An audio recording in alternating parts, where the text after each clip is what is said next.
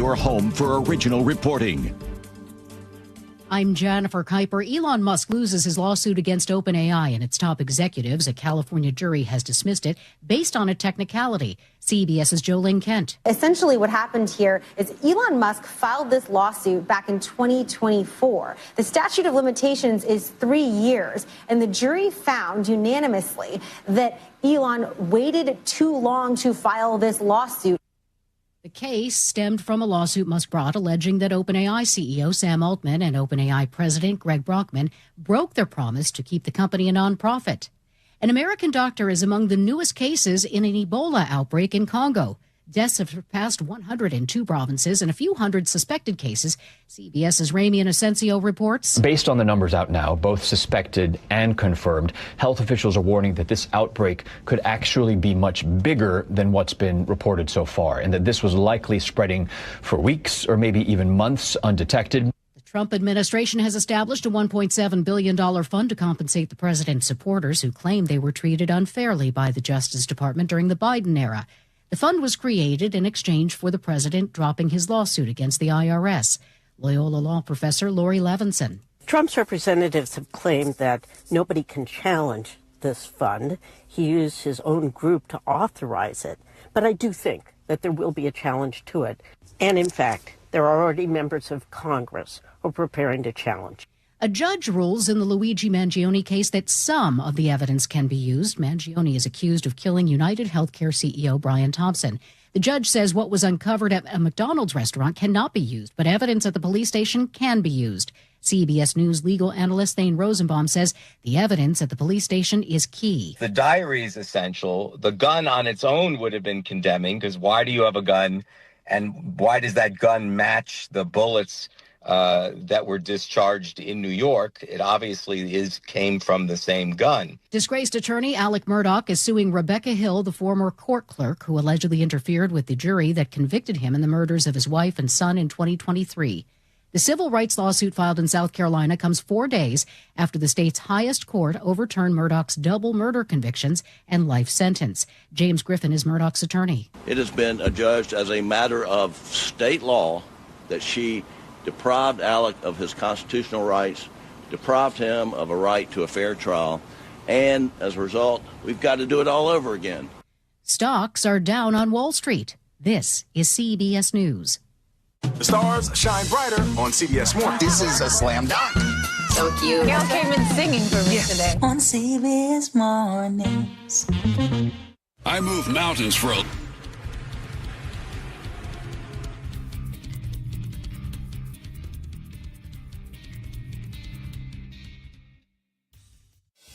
When someone hears the words, "you have cancer," it's one of the darkest moments in their life. Light the Night brings light to the darkness of cancer by uniting survivors, patients, and supporters in the cause to end cancer. Friends, families, and coworkers form a community of hope, raising funds in support of the Leukemia and Lymphoma Society. Together, we walk with lanterns held high to light the path to cures. Last year alone, the FDA approved 18 new drug therapies and treatments to treat blood cancers. The impact of LLS-supported research goes beyond blood cancer. The discoveries made in blood cancer research have led to breakthrough treatments for many cancers and other serious diseases. When we walk, cancer runs. Join the movement to end cancer today. Visit us at lightthenight.org. Seattle police are searching for 3 armed suspects this afternoon. More on that straight ahead. But first, your KIRO Newsradio traffic. We've got a good-looking commute ahead of you this noon hour, mostly wide open across the region.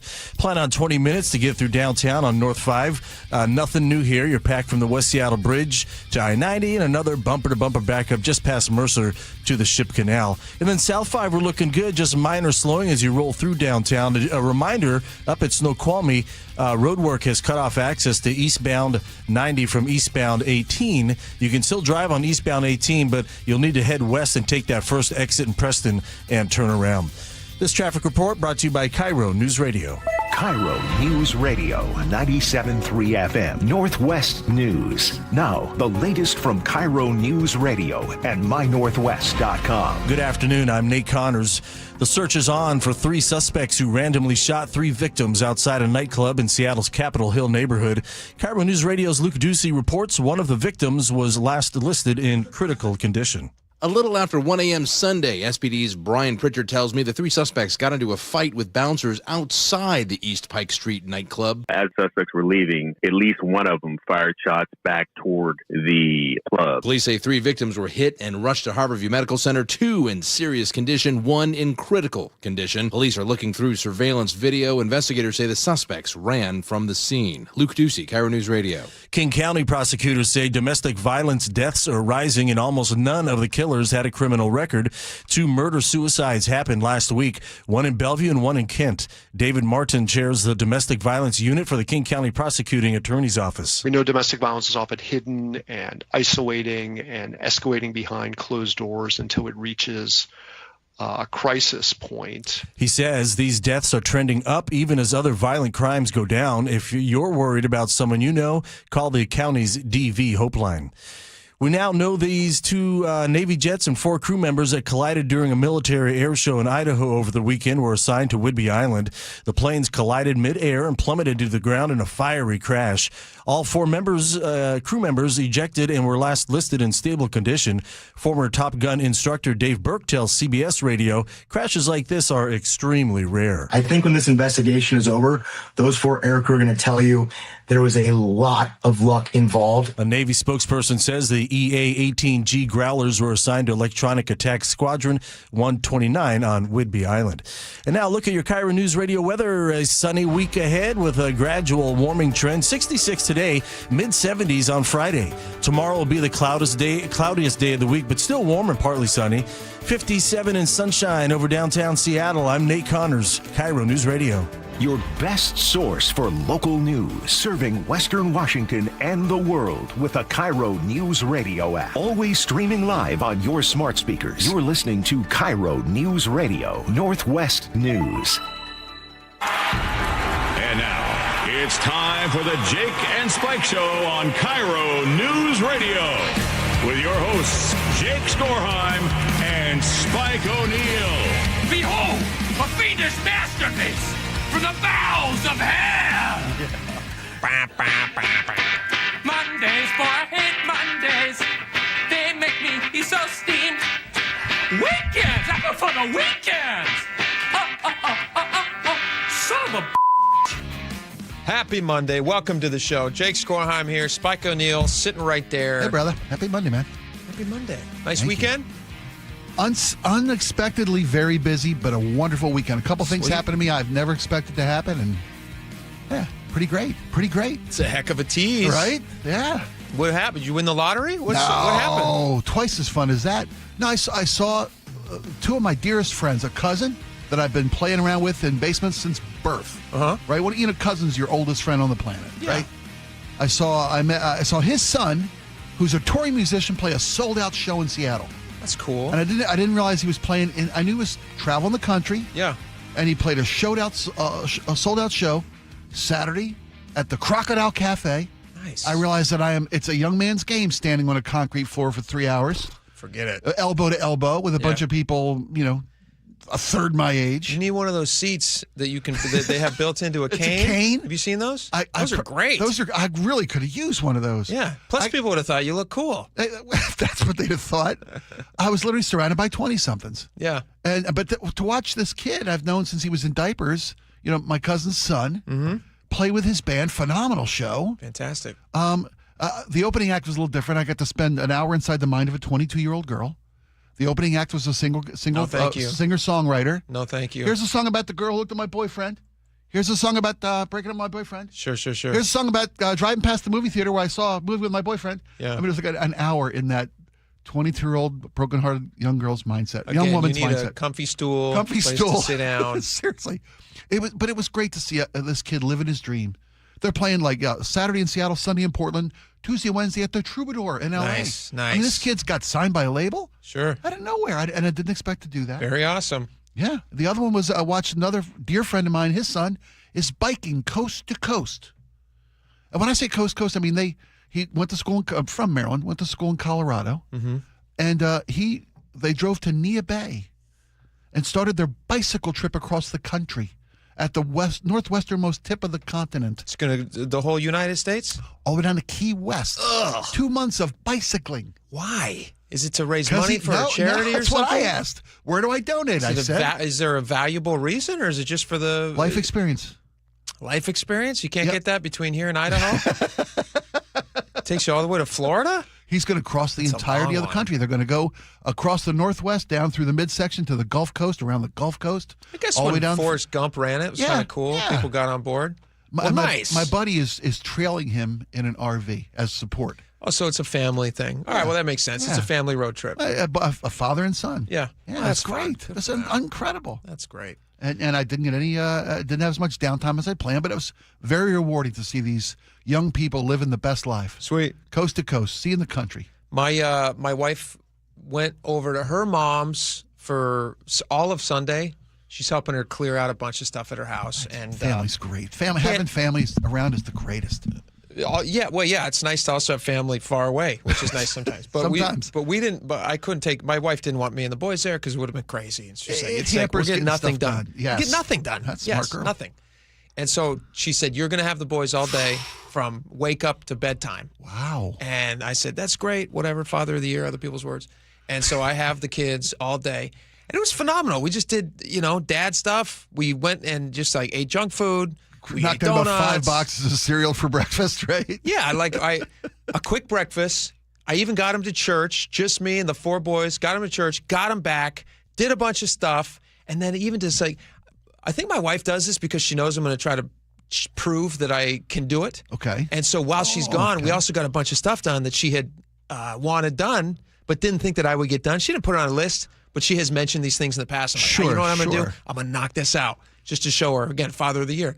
And we had this kid, we had like a jungle, not a jungle gym, but like a play structure. Play structure. Yeah. Multiple stories, real big. You see them in Costco sometimes. They're like, they got ladders and slides and all that stuff. That's a tough put together. Well, it wasn't put together, it was a tear down. So once I got the baby down for his nap, me and the other boys went outside and I got my Sawzall and I just cut that thing to shreds. And I got it out, took it over to my parents' place who have a big property. We burned it, had the big old burn pile. Wow. Phenomenal. Wow. So fun. Yeah, it was awesome. Nobody got hurt? No, everyone did great. Awesome job. Yeah, everyone did great. Nobody broke anything. And did you get nothing but praise and glory when she came home? She goes, "Oh, what a man! What a man I married." That's what she said. I'm surprised you got any sleep last night. Good for you. Look at the smile on that face. That's exactly people. what happened. Yeah, you can tell. That's exactly what happened. Yeah, it all played out exactly. We were both asleep by 9. Yes, exactly. But the boys came through unscathed? Everybody was Everything fine. got done? Everyone survived. Yeah, absolutely. It's awesome. Easy. I don't know what moms are always complaining about. It's easy taking care of kids all the time. You couldn't just let it lay there. I couldn't let it lay there. I had to jump in.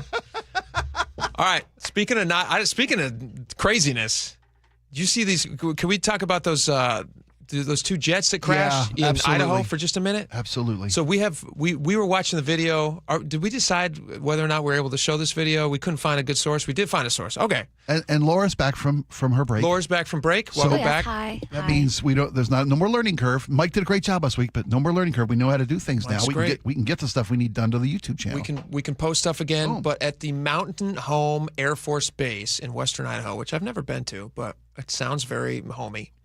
At the Mountain Home Air Force Base, there was a collision of 2 Whidbey Island jets. Yeah. Which is wild because when you watch the footage, and we'll watch it here in just a second. So if you guys want to get on the YouTube page, you can. Get on YouTube, go to KIRO News Radio, 97.3 FM, and Jake and Spike are live right now. That's us. When you're watching these jets, did you see how they kind of lock up? They're doing something, and it almost looks like they locked up wheels, but they couldn't have locked up wheels. I don't know what. It's hard to tell from the video, but there's numerous videos of the accident itself. Yeah. Yeah, they got tangled. How does a jet get tangled? In midair? I mean, I can't. I've never seen anything like this. I've seen jets collide and pieces shear off, or far worse happens. When the Blue Angels are performing, I don't know if you've seen that documentary on Prime. I have.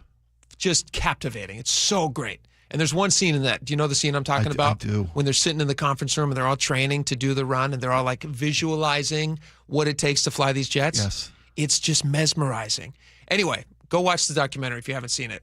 But what they highlight in and what is often talked about is when those planes are flying in that star pattern formation, whatever it's called the fleur-de-lis or whatever it is. That little quad thing, you know what I'm talking about? Yeah, they're all clustered together. Yeah. They're 18 inches apart. They're a foot and a half apart in these $100 million machines flying at whatever speed, and they're 18 inches apart. And these jets are doing something kind of, I mean, it's whatever they're doing, it's amazing. It is they're close. The best pilots in the world, in the most incredibly technical. I don't know if these guys are the best pilots. No offense. They are. But they got a lot. Well, yeah. No, I hear you. Maybe not these. I two. wouldn't say maybe these, not this day. I wouldn't say these four guys. Yeah. Okay. Or gals. I don't know who they were, but I these like four pilots who don't collide. I'm just saying. Yeah. Normally, when I want my pilots to an aerial at an air show, I would like them to land the planes in the plane. Sure. That's preferable. Intact. No taxpayer dollars blown up. Yes. Yeah. But I'm sure they're better than I am at piloting. I guarantee it. Absolutely. And maybe it was a I'm plane not on air. the same sky as other pilots when I am in charge. Exactly. But these guys lock up. Thank God everybody's able to eject. And in the video, let's watch this video for just a second with the listening audience if you guys are watching. So these things are flying. They do like kind of a over-under thing. And then here they are. They're locked up. And yeah, they're attempting to do a synchronized roll where they rolled a 360-degree roll. I mean, literally within a yard of each other. Yeah. And they get a little too close and they collide and connect and kind of get tangled as the two planes then crash and explode. They spin to the ground, literally connecting. It's like, you ever see those birds that get together and cluster together and spiral together down to the ground? Yeah. That's what these planes end up doing. There's debris falling from the jets as they've collided. As they collide and you see debris flying off and you see some explosions, small explosions in the plane themselves. This is not like a great analogy, but because everybody survived, I feel like I can make it. Okay. Do you ever see like when dragonflies are mating? Yes, exactly. It looks like that. One plane comes up behind the other one. The other one's like, I'm not so sure about this, but they're kind of an unwilling participant in the connection. Yes. Well, I don't know. I don't know what dragonflies mean. I don't want to assume that it's a horrible thing. There might be just like a kind of a cat and mouse game happening. Yeah. Who knows the nature? They kind of like being chased. Right. But in this case, they just crash into the ground, which is not good. And then all these parachutes immediately come out, which is that must have been a massive relief for the audience. This is only the third time I've watched the video, and I said some small explosions took place as they were collided and connected and stuck together. Yeah. Those were the ejection charges. Yeah. Of all four crew members of the two planes. Yeah. And the fact that they all were able to, they collided and connected in such a way that allowed for the safe ejection of these four airmen. It's amazing. Pilots. Yeah. It's a miracle. It's nothing short of that. They survived. They all survived. In the hospital, recovering, all four. I saw serious condition for one of them still. Here's a witness who was on the scene. His name is Mark. He's a former Air Force pilot describing the crash. It's kind of crazy. I'll get my audio going up here. Sorry, folks. It's a Monday. About halfway through that demonstration, the announcer goes, "Okay, folks, we're stopping the air show. We have 4 parachutes. All of the air crew are out." All right. And of course, everybody went, "Wait, what? What?" You know, some people didn't even hear the announcement. But looking to the northwest, you could see the fireball and the smoke and everything. All right. So it had just happened. All right. Again, this is Mark Hassar. He's a former Air Force pilot. He did witness the crash. And he was saying that weather might have been a factor. These 2 air crews have been flying this demonstration a lot, and they're very experienced. It is very, very windy here today. There is a lot of dust flying around. Was weather a factor in the accident? Right after the accident, a rainstorm came through and dumped rain, and of course the temperature goes down. And because it was so windy, there was a huge grass fire.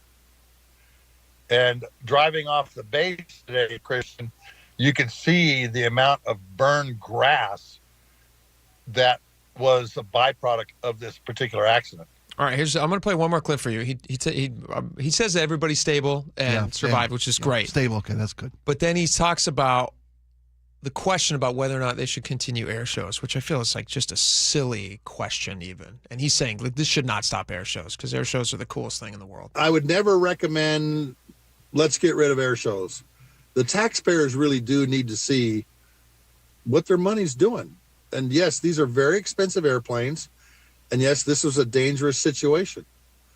I will tell you, I know a number of people who have been in accidents like this and have said, I'm going to make sure that the airplane doesn't go anywhere near anybody and land in a field somewhere where nobody's going to get hurt.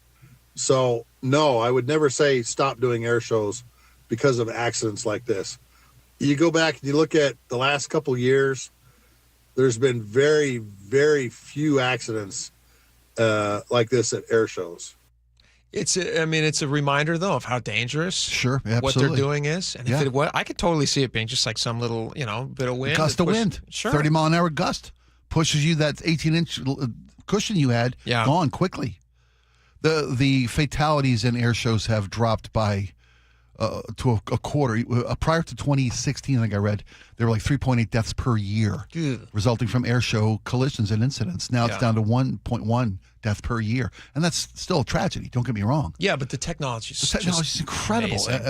And they have about 200 air shows a year, they say, roughly across the country at various events and airfields, shows. What's your favorite air show that you've ever been to? I flew in a Blue Angel. Oh, never been sicker in my life. Son of a gun. It was a once-in-a-lifetime experience. They told me all about it afterward because, blackouts are real. Yeah. And vomiting is a powerful thing.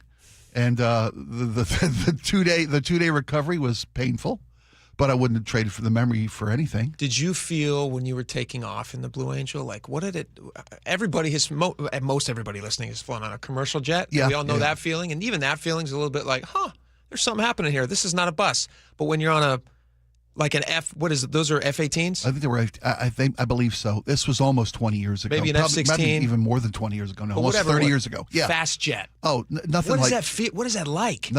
It's more like a roller coaster than it is a plane.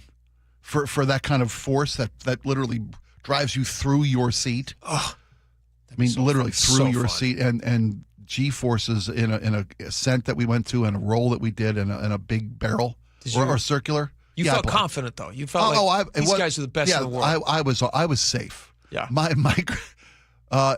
bowel evacuation, I guess, is the safest way from my greatest fear. Oh yeah, sure. Was that I knew he could handle the plane. Could I handle my guts? Sure. Was my greatest fear. That'd be embarrassing, wouldn't it? You get out of the plane at the end and you got and they got to cancel the rest of the day's media rides because we got to hose out old number 5 needs a quick rinse through. I wanted no part of that. And it took me literally 6 hours of recovery on a couch before down you at Boeing Field. Were you spinning? Oh yeah. Oh, I mean, unable to stand afterward. Really? I'm not I don't ride back seats of cars. Yeah. What made me think I could survive the rear seat in a Blue Angel? What was I, thinking? Yeah. Clean that up a little bit. But it's the skill level. The show on Netflix that you mentioned is worth seeing. It's unbelievable. Doesn't do it a minute's worth of justice. What these pilots are capable of doing, and they're not just the Blue Angels. They're the best of the best of the best. And we make jokes about this in the beginning, right? These were maybe the best two pilots. These are still the best pilots in the world. They're still very. I'd say they're still very, very good. I won't say they're the absolute best because these were the Thunderbirds, very good. The crew that was at this particular air show, if I'm not mistaken. I know that the Thunderbirds were mentioned. I was trying to figure that out. Are these the Thunderbirds, or did the Thunderbirds just perform at this show as well? This particular show? Yeah, This is the first time there's been, by the way, at this particular show over in Idaho. First time there's been a show there since 2018. Because these are Navy jets and Thunderbirds Air Force, right? I'm not sure. I think the Thunderbirds Air Force. Or Air Force jets? Yeah. So you might be right. I would guess that these are just the Growlers, the Navy Growlers. But there was a fatality at this particular air show back in 2018. Oh, really? Including a glider pilot. And this was the first show returning to that particular airfield since the last fatality. And again, luckily, all 4 of the pilots that were safely ejected from these 2 Growler collision are all in stable condition. Yeah. They'll end up being complete recoveries. That's amazing. I'm with you. Keep doing air shows. Keep the air shows. Air shows are so much fun, and they're just the best thing in the world. I love them. It's a matter of not just showing the public what they're capable of doing, what your money's being spent on. It's a source of pride and inspiration. America, especially in this 250th year anniversary. Over the weekend, by the way, I had one of my kids at a football game. In the middle of the game, this eagle flies over. Yeah. I just looked up and was just like, oh, America, Right? this is the best. And all the kids looked up and they went, it's an eagle. It's gonna be a fun summer. Oh, it's going to be the Fun best. birthday summer. It's going to be the best. Send me Quincy, tell me. All right, Spike, do you want to tease what's coming up next? You want to give them a little taste of the Bothell stuff going on in Bothell? Little tease? Yes, I As he will. looks? Okay, yes, I will. No, thank you. The SRO story we brought you last week of Bothell, the North Shore School District. Voting to Bothell eliminate High the School. only SRO, the resource officer in the district. Parents aren't having it. A petition's been circulated, 3,600 signatures, and a walkout this morning by Bothell High School students saying the school board's not listening. We'll tell you more about it. What's coming up? Stick around. Choke Points with Chris Sullivan. Presented by Carter Subaru. Apparently $15 isn't enough to get the results that the state wants. Your drive to work could be getting a little more expensive, especially if you use the Good to Go system. Toll rates could increase on 167 and 405. I'll have the details on Seattle's Morning News on Tuesday morning. Get all of Sully's Choke Points at mynorthwest.com and the KIRO Newsradio app. Progressive knows you think the grass is always greener, like maybe you ride a motorcycle. But today, it's raining. So you wish you had an RV, but if you did, you'd have to listen to some guy parked next to it at a campsite plays acoustic guitar. Now, before you start wishing you had a boat, remember, your brother-in-law would invite himself every weekend. Permission to come aboard, Captain? But one thing that is greener is the money you could save when you bundle your RV, boat, or motorcycle with your home or auto with Progressive.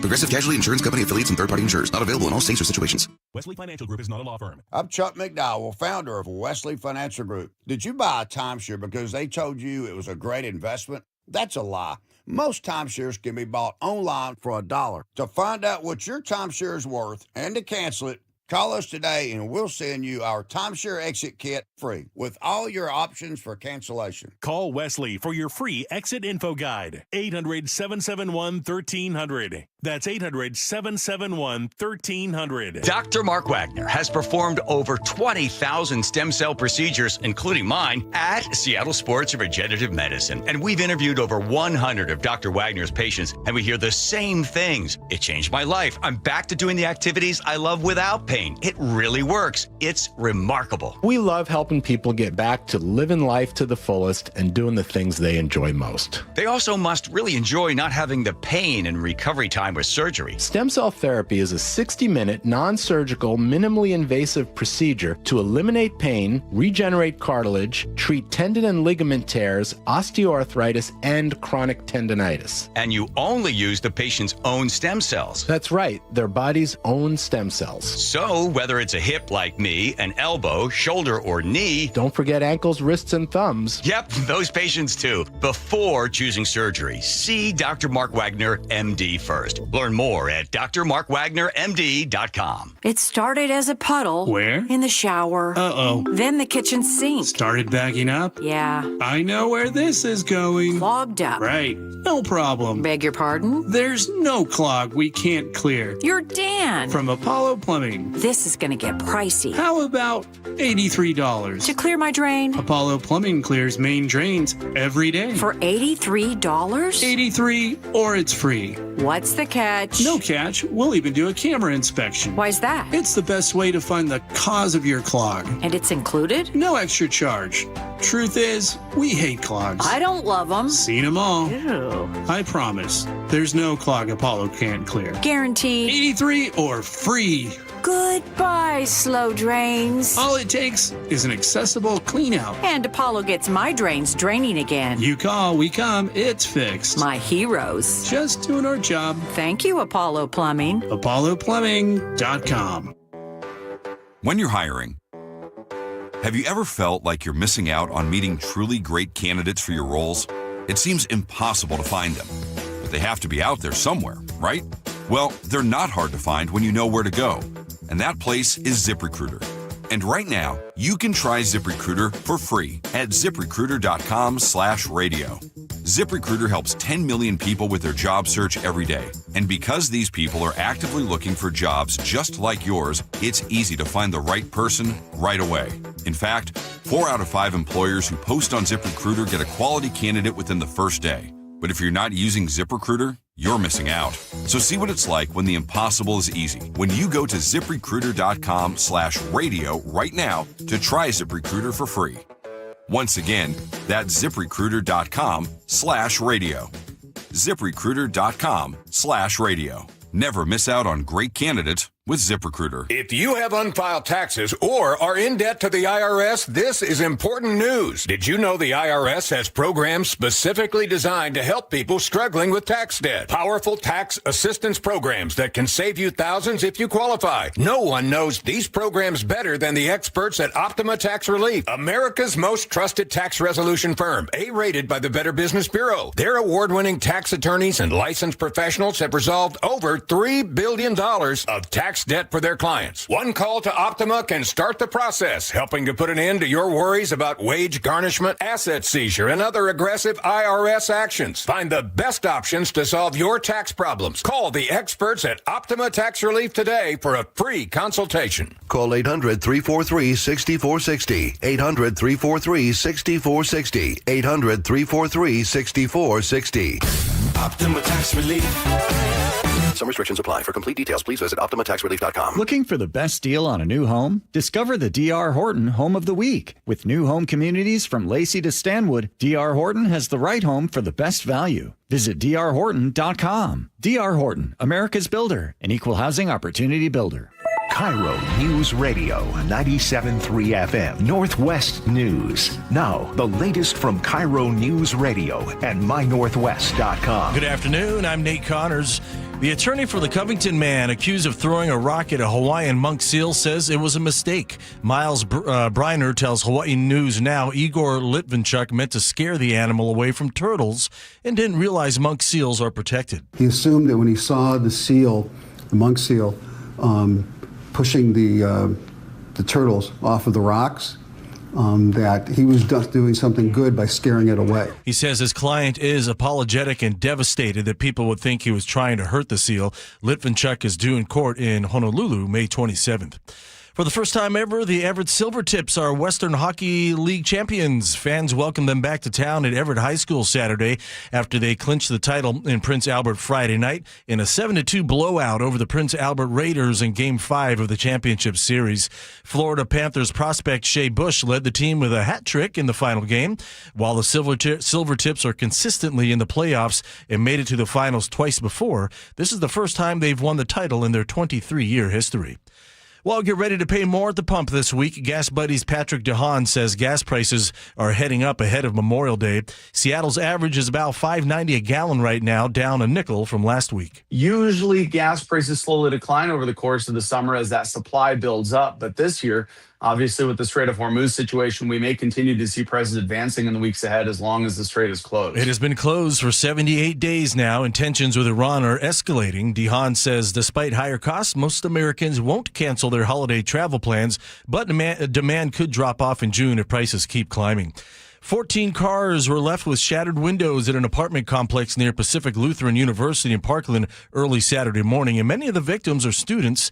KIRO News Radio's James Lynch reports it was all caught on camera. In the video, a white sedan can be seen pulling into the Garfield Station apartments around 3 a.m. 4 people get out, 2 acting as lookouts, while the other 2 smashed windows and rifled through cars. Here's Pierce County Deputy Carly Capetto. They're causing significant amount of damage to people's vehicles, and it needs to stop. You can see the video at mynorthwest.com. If you recognize the suspects or their vehicle, call 911. James Lynch, KIRO News Radio. Well, we're seeing mixed numbers on Wall Street this afternoon. The Dow up 35, S&P 500 down nearly 30, and NASDAQ down 230. And now your KIRO News Radio traffic. 20 minutes to get you through downtown on North 5. Your typical afternoon backups between the West Seattle Bridge and Ship Canal Bridge. South 5 just slows a bit as you head through the heart of downtown. And a reminder, we've got road work up at Snoqualmie, which has cut off access to eastbound 90 from eastbound 18. You can still drive on eastbound 18. Passenger cars, you can probably continue up Snoqualmie Parkway and then turn around up the hill. But big rigs, you'll need to head west on I-90 and take that first exit in Preston and turn around. Right now, the backups are minimal. All right, check on your weather. Plenty of sun this week with a gradual warming trend. 66 this afternoon, pushing mid-70s on Friday. 59 and sunny in downtown Seattle. I'm Nate Connors, KIRO News Radio. Your best source for local news. You're listening to KIRO News Radio, Northwest News.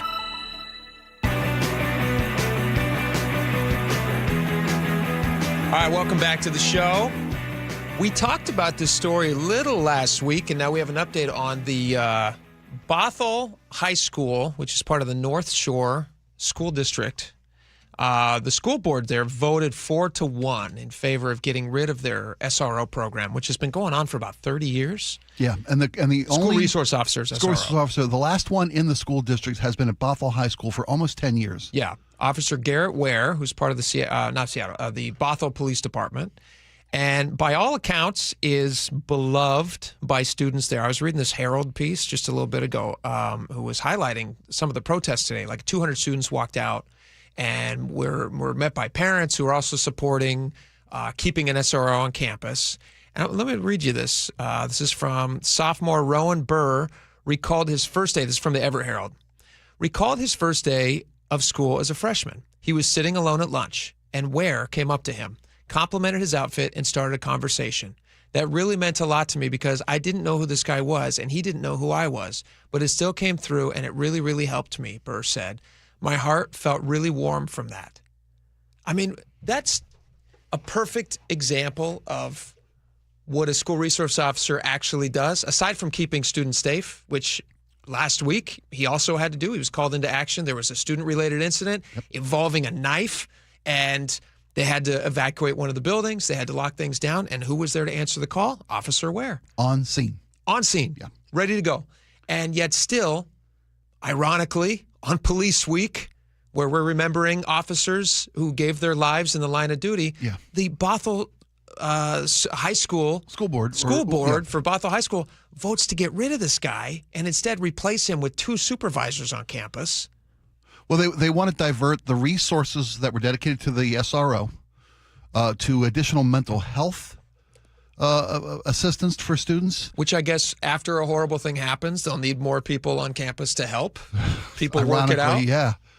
So it's not like they were trying to. Hopefully it never does. It's not like they were trying to make a budgetary decision. This wasn't based on finance. Yeah, this doesn't seem money saving. No, this was in response to a portion of the parents who gave public comment at a meeting.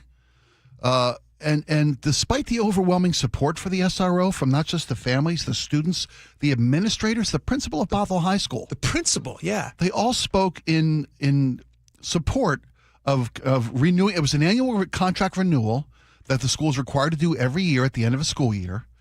Despite all that positive feedback and encouragement to keep this resource officer, this resource, on campus, the school board voted 4-1 against. Let me play you this clip. This is Avery Jensen. She's a senior. I think this is from Como, Laura, this audio clip that we had? Yeah, Como. Here it is. She talked to Como News. She's the student body president at Bothell High School, talking about Officer Ware. This walkout means a lot to all of us students because it feels like we're losing a member of our Bothell community. Officer Ware is so much more than just an officer to us. He is protection. He is a friendly face. He is someone that you can go to trusted for anything. Listen to this. This is also in the Herald piece that I was reading. Students said Ware makes an effort to get to know students individually. He always has snacks in his office for students who are hungry in the middle of the day. I mean, you're describing a saint who is on campus and has been for nearly 10 years, who goes to after-school events, who goes to club meetings, who goes to sporting events, who wears his Bothell High School baseball cap, his Cougar Pride baseball cap. I literally cannot understand. I'm like racking my brains to figure out, like, what was the school board thinking? What was the thought process that went through where they said, hey, you know what? It's not like there's a bunch of SROs and they just felt like, yeah, we just have more than we need. There's only one. Last one. The last one. Yeah.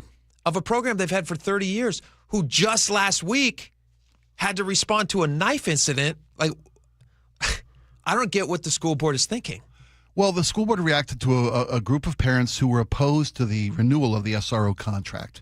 And they cited a fear of discriminatory treatment to some section of the student body. They said they responded to fear of the SRO being used for disciplinary enforcement, to keep students rule-breaking enforcement. That's not the job of the SRO in any way, shape, or form. It's never been demonstrated that those fears have any basis in the actions of this particular officer or any SRO. That's not what they do. These are the same kind of fears from the community, and I understand if they may be valid concerns among portions of the community. You're being too nice. Well, I mean, this is based on what? I'm not saying for you. Based on hear you. What are these parents basing this off of? The guy's been there for 10 years. Well, he keeps snacks in his office. Yeah. You're talking about a singular person here. Well, they're using institutional examples of abuse of power or... Well, then by those metrics, why don't we look at every single time that a teacher or person in administrative power has abused their power and then just get rid of teachers as well? That's a great analogy. What a stupid thing to do. I'm with you. Well, these people. Well, the good news here is that the students organized a walkout to show their support. Not only that, they gathered 3,600 signatures on a petition to ask the school board to reverse their decision. They won't. To eliminate. Well, according to Washington state law, this is a nice piece. Washington state law, any person aggrieved by a decision or order of a school board has 30 days to file a formal appeal with the county's superior court. Mm-hmm. And that's what these students are pursuing now, other options they have to get the school board to look at and possibly reverse their decision. Here's the problem with that. The school board has gone down a road that they themselves cannot return from because they've turned this into a political issue. There was no complaints against. It's not like there was a complaint against this guy and they said, hey, we have valid concerns about this specific individual. Right. They instead gave in to the fear tactics you were describing, right, which could be applied to literally any police officer in the world. Sure. These sound like anti-cop people, not just anti-SRO people, anti-cop people. Go ahead, I'm sorry. So I was going to say, they have now started down a road that if they back up from, which would be smart and it would be common sense to say, hey, you know what, like clearly we're turning the wrong person into the villain. We should not be doing that. This is a guy who protects students just last week from a knife incident and kept people safe. Instead, they're now in a political situation where if they reverse their decision, they're going to have that group who was screaming about cops targeting students on their, right on their backs. Well, if they don't reverse their decision, they're going to have the vast majority of students and families and faculty on their backs. So, I mean, maybe the school board, and if the state superior court steps in and dictates to the school board to revisit this situation, I think it gives them cover to reverse their decision. It's clearly a bad decision. I mean, the communities that are opposed to SROs cite the distrust between a certain element of the local community and law enforcement. These are perfect opportunities to dispel those myths, those misconceptions. It's the same thing with Seattle School District, who voted to not they'll try the pilot program in Garfield, where you literally have the students, you have all the same elements, students, administrative, all the people, parents saying, please do this again. But then the school board, who must just be ideologically captured, that they're willing to just say, hey, you know what? We're going to go with you guys that cops are not good for students. The squeaky wheel, to pardon that's the loudest voices in the room are the ones shouting down the need for Seattle police on campus or SROs on campus. No, I would have thought that. There's something else happening. I would have thought that because I cannot imagine that there was more. There's 200 students walking out today. Yeah. And there's a bunch of parents also jumping in, and you have the principal, and you have the administrators. I can't believe that the opposition to an SRO on campus is more than that. Oh, I don't think that. I think it's just louder. I don't think they're louder. That's what I'm saying. They're just the school board's looking one direction. They're so afraid of this group that they're just making the wrong decision. Now, what I hope happens if the school board doesn't reverse and say, hey, mea culpa, we made a huge mistake, is they're obviously going to get voted out, and they should. Yeah. If you're not keeping the students safe, you're going to put advisors, mental health advisors. Yeah. Come on. All right, we got a lot more coming up. Let's get happy when we come back. Can we get happy for a second? About the newest Mariners? This is my favorite thing to watch. Yeah. These videos are phenomenal. Yeah. A young man finding out that his dreams are coming true. We have it on video. We can play it for you. It's going to be a lot of fun. Perfect. Stick around. We'll be right back. Progressive knows you think the grass is always greener. Like maybe you ride a motorcycle. But today, it's raining. So you wish you had an RV. But if you did, you'd have to listen to some guy parked next to it at a campsite plays acoustic guitar. Now, before you start wishing you had a boat, remember, your brother-in-law would invite himself every weekend. Permission to come aboard, Captain? But one thing that is greener is the money you could save when you bundle your RV, boat, or motorcycle with your home or auto with Progressive.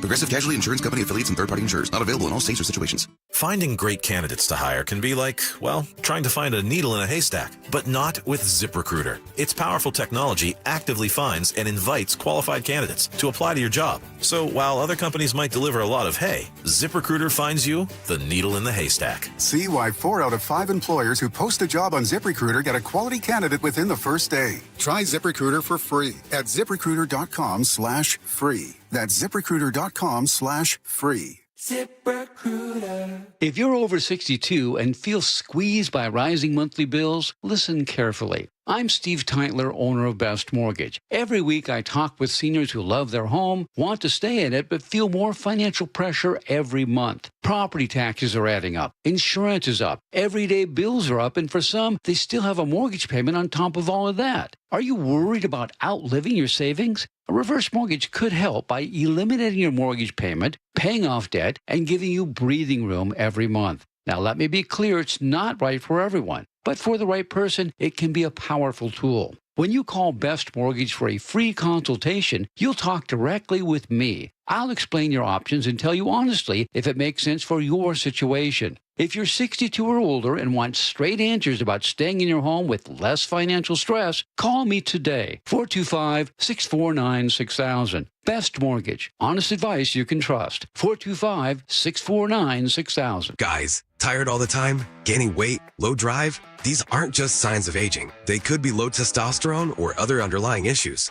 This June for Men's Health Month, Revive Men's Health in Washington is helping men take control of their health with a free, comprehensive wellness panel. A $400 value included when starting treatment. Your panel checks key health markers, including testosterone, blood sugar, cholesterol, kidneys, liver, and thyroid, so you can finally understand what your body's been trying to tell you. Since 2011, over 120,000 men have trusted Revive to get real results. More energy, better sleep, improved mood, and confidence that shows. If something feels off, don't wait. Get answers, get a plan, and start feeling better. This offer ends June 30th. Schedule your free, comprehensive wellness panel today. Call 206-529-1111. That's 206-529-1111 or visit ReviveMen'sHealth.com. Free consultations, no fee guarantees, 5-star reviews. J.P. Pendergast with Pendergast Law explains the importance of going beyond these familiar offerings. Accident victims want an attorney, Tom, that satisfies their needs. Someone who handles those needs with the highest degree of care. Pendergast Law offers the no-fee guarantees and free consultations, but these only scratch the surface. Okay, explain more. We make sure that every member of our team is genuinely passionate about helping others. Customer service and communication are our top priority. It's how we take care of our clients so they always feel one step ahead of the insurance companies. Our strong reputation for high standards provides comfort and confidence when it's needed most. Pendergast Law offers the free consultations, the no-fee guarantees, and of course, they are 5-star rated. But what really makes them different is their genuine passion for helping others. I can't recommend them enough. If you or a loved one has been injured in a car accident, call Pendergast Law. We can help. That's PendergastLaw.com. If you have unfiled taxes or are in debt to the IRS, this is important news. Did you know the IRS has programs specifically designed to help people struggling with tax debt? Powerful tax assistance programs that can save you thousands if you qualify. No one knows these programs better than the experts at Optima Tax Relief, America's most trusted tax resolution firm, A-rated by the Better Business Bureau. Their award-winning tax attorneys and licensed professionals have resolved over $3 billion of tax debt for their clients. One call to Optima can start the process, helping to put an end to your worries about wage garnishment, asset seizure, and other aggressive IRS actions. Find the best options to solve your tax problems. Call the experts at Optima Tax Relief today for a free consultation. Call 800-343-6460. 800-343-6460. 800-343-6460. Optima Tax Relief. Some restrictions apply. For complete details, please visit OptimaTaxRelief.com.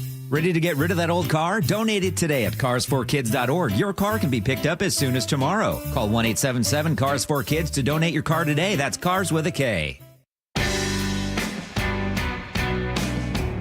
All right, welcome back to the show.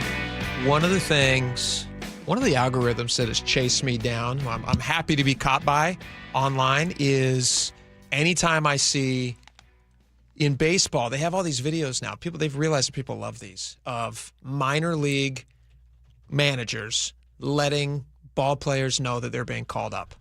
You're going to the show. You're going to the show. Right? Pack your bags, kid. And the Mariners had a new prospect. He just recently started playing for the Mariners. His first outing didn't go so great. The Mariners lost, but whatever. Colt Emerson, who I didn't realize was the number 6 prospect in all of Major League Baseball. Did you know this about him? He's highly touted. I remember in March he signed a $98 million deal, 8-year extension to his minor league contract. It's pretty good. The largest ever paid to a kid who never played a game in the majors. Pretty good dough. So they think a lot of this kid. Yeah. So he finds out. Here's the audio that we have. We're going to play this for you. This is his manager for the Tacoma Rainiers calling him into his office and saying, like, "Hey, you got to hit the road. Get up I-5 because you got a game to get to." Listen to this. And then you can't see it because it's a video, but his reaction is like, "What? Like right now? Seriously?" It's so great. Oh, you want me to sit down? You don't need to sit. He says, "You want me to sit down?" He says, "You don't need to sit down." You gotta get moving. You want to sit down. All right. You got to get moving. You got to go to Seattle. Sorry, the audio quality is not perfect. Serious? You just need to pack your stuff up and just drive. Just keep it. Okay. Just go straight to the field, straight to the field. Just straight. Okay, I got a game. You got a game. Sweet. All right. Awesome. Thank you so much. Seriously, appreciate you guys. Appreciate the help. All the ice. Everybody gets hugs. Everybody's happy. And then he's got to get up to T-Mobile. Yeah, that's play a game. That's the beauty of being to the minor league down in Tacoma. Yeah. You don't have to fly in from Wisconsin. He's available today. Do you remember the movie? One of my favorite movies, and it's on the list of. We should talk about movies that like you show your kids and when you show them to them. We've talked about this a little bit before, but it feels like we could do it again soon. One of the movies that's on my list of things to show my kids is The Rookie, which I have now with Dennis Quaid. Dennis Quaid, yeah. What a phenomenal, because it's a true story. I mean, like such a crazy story. High school baseball coach. Yes. Who used to have a little bit of an arm. He had something back in the day, and then it didn't work out. Now he's just teaching history or teaching science class, coaching baseball in Odessa, Texas. Yep. The Owls. The Owls. Yeah. That's right. Yeah. And he starts throwing to his team, trying to get him motivated to play. Yep. And he's still got kind of an arm on him, and his team of players is like, "Hey, you're actually throwing some heat." He wants to know how good he's doing, so he goes to the side of the road, a speed trap. Yep. And starts throwing at the miles per hour sign. Do you think that was real, or was that just movie That's invention? drama. That's just drama. But it was good. But that you're going to this show call. Yes. I mean, it's the stuff of movie. It's the stuff of Hollywood legend. It's a movie. Yeah. It's like a movie. And watching it happen in real life, the manager tells you, what's the first thing the kid does? Calls his folks. Yeah. Right? Well, this is him talking about, this is him, he's been interviewed right after his first game with the Mariners. Pretty cool. This is a very special day for me, and a special day for my family, a special day for everybody who's been along with me, you know. So I wanted to soak in as much as possible and really like take it in, and you know, this is the first of many days. So I'm just happy to be here, happy to be a part of this team, you know. The guys coming in the clubhouse, the guys are great to me. And, you know, this is a really special group here, and I'm just happy to be a part of it. I can't even say enough about my parents, the amount they sacrifice. Like my parents would split up. My brother played travel ball, I played travel ball. So my mom would go with my brother. He would go Indiana, and my dad would drive me down 8 hours to Georgia. Like that was like a normal thing. Right? So, like, gosh, I mean, without that, like, I'm not here. I'm gonna be honest, I'm not here at all. Isn't that amazing? Can you imagine his parents? I mean, you see, really talented players are identified very, very early, and you can kind of tell. Like, I played baseball with a couple of guys that ended up going pro. And when I was playing on them with, like, pony baseball teams, when we were, like, 11, 12 years old, you could, like, everybody was like, watch this kid. This guy's got He'll it. be in the pros. Yeah. And then that specific one was in the pros for years. And you can kind of tell. But still, as parents, you're making these Herculean efforts to get your kids to all these places. Driving 8 hours is crazy. Oh, yeah. My cousin's son is pitching down in the Carolinas for, I think it's Coastal, who he's playing for. And he lives in D.C. No, just kidding. No, they live in Maryland. Oh, they do? Oh, yeah. I mean, but they were 8 hour, 10 hour, 12 hour road tripping for tournaments his entire life. And their daughter's a swimmer, a junior, like a Olympic caliber, like a quarter second off Olympic qualification swimmer. What's in the blood of that family? Good Her golly. husband's like 6'4". Oh, he's an athlete. He's a man. Yeah. He's a man among men. He's a man. Yeah. That's fantastic. He's got a little more barreled in his later years. Sure. But Well, he's that's fine. yeah, of course. Yes, you're supposed to. It's a reward. Yeah. But it's the dedication that parents give to these kids and their dreams and chasing their dreams. So cool. And how cool that he took that moment to acknowledge his parents. you I mean, bet. there are guys who maybe would miss that opportunity, and the fact that he took it, good for him. Yeah. You just want to root for these You guys. do. I'm so excited for Colt Emerson. Go And get him, buddy. Salk was pretty happy with his first at bat. He hit a nice ball, got caught in right field, but it made nice contact. Sure. He was 0 for 2 with a walk, scored a run. The main thing, Made contact. His major league debut, and everybody in the club feels he's ready for this. He's ready for the moment. He's got some. He's a good fielder too. If you watch his videos. Yeah, He knows You'll what he's pay a guy doing. $95 million without ever playing a game at the major league level. They know what they got. They know what they're doing. All right, we got a lot more coming up. Stick around. We'll be right back. The John Curley Show. I have a 1941 Dodge at the front of the house. And There's a nest in there. Wasps. Big nest. Weekdays 3 to 7. I got 2 cans of wasp spray. I put them both on the seat, and I get a .22 rifle. Poof!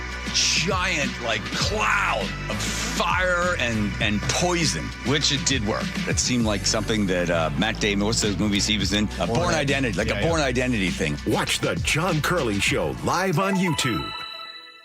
Summer's supposed to be fun. When the kids are home all day, the groceries, they add up fast. G. Scott here with a quick heads up from Safeway. There's a program called Sunbucks that gives qualifying families $120 per child for summer groceries. Some families are signed up automatically and will get a card in the mail. Others need to apply. Take a minute to check. It could really help put food on the table for your family. Head to freesummermeals.org to find out more. That's freesummermeals.org. Under these arches, opposing teams are put to the test. Can they hear themselves over the boom of the 12s? Can they withstand the Seattle elements? Can they compete against us? Touchdown, Seahawks! This city lives for Sunday. Get your tickets for Seahawks game days at Lumen Field and experience what this city lives for. Visit Seahawks.com today. This is Chris Davis with the Davis Law Group. Did you know that a pedestrian does not have to be crossing the street on a marked crosswalk to have a successful legal claim against the driver? Pedestrians can even be partially at fault for a collision and still have a valuable claim. Call us today for a free consultation or get my free book on pedestrian accident law at WashingtonAccidentBooks.com. That's Davis Law Group, better service and even better results. Hi, I'm Chuck McDowell, the timeshare cancellation guy and founder of Wesley Financial Group, and I want to set the record straight. I am not an attorney. I've never wanted to be an attorney, and the truth is I really don't even like attorneys. If I sound like an attorney, I'll apologize. But what I've learned in my 15 years in the timeshare cancellation business is you don't need to be an attorney to get folks out of their timeshare.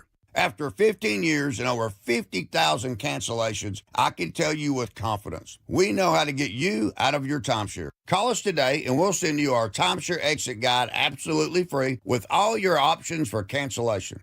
Attorneys, this was meant to be funny, so please don't sue me, especially my friend Kenneth from Black River Falls, Wisconsin. Call now for your free timeshare exit info kit. 800-881-8686. That's 800-881-8686. 800-881-8686. Are you in pain? Have you considered surgery or even joint replacement? Hi, everybody. It's John Curley. Before you make that decision, I recommend you see Dr. Mark Wagner, MD, at Seattle Sports and Regenerative Medicine. I did, and it's been a game changer. My doctor took a look at my x-rays and said, well, looks like you need a whole new hip. And then he said, wait, how old are you? And I told him, and then he said, well, wait, you're too young for a hip. You're just going to have to, live with the pain. We'll see you in 3 years. It was horrible. Dr. Wagner is a board-certified Seattle physician with over 30 years of experience performing more than 20,000 stem cell procedures, using a person's own stem cells to regenerate cartilage in their own joints. People with severe osteoarthritis, even bone on bone, are back doing what they enjoy doing without pain and without surgery. So whether it's a hip like I had, or a shoulder, elbow, ankle, wrist, or knee, before choosing surgery, see Dr. Mark Wagner first. Go to drmarkwagner.com DrMarkWagnerMD.com. When your closets don't work, the pantry's jammed, garage useless, most homes were never designed for real life. Charlie Harder here for Closets by Design.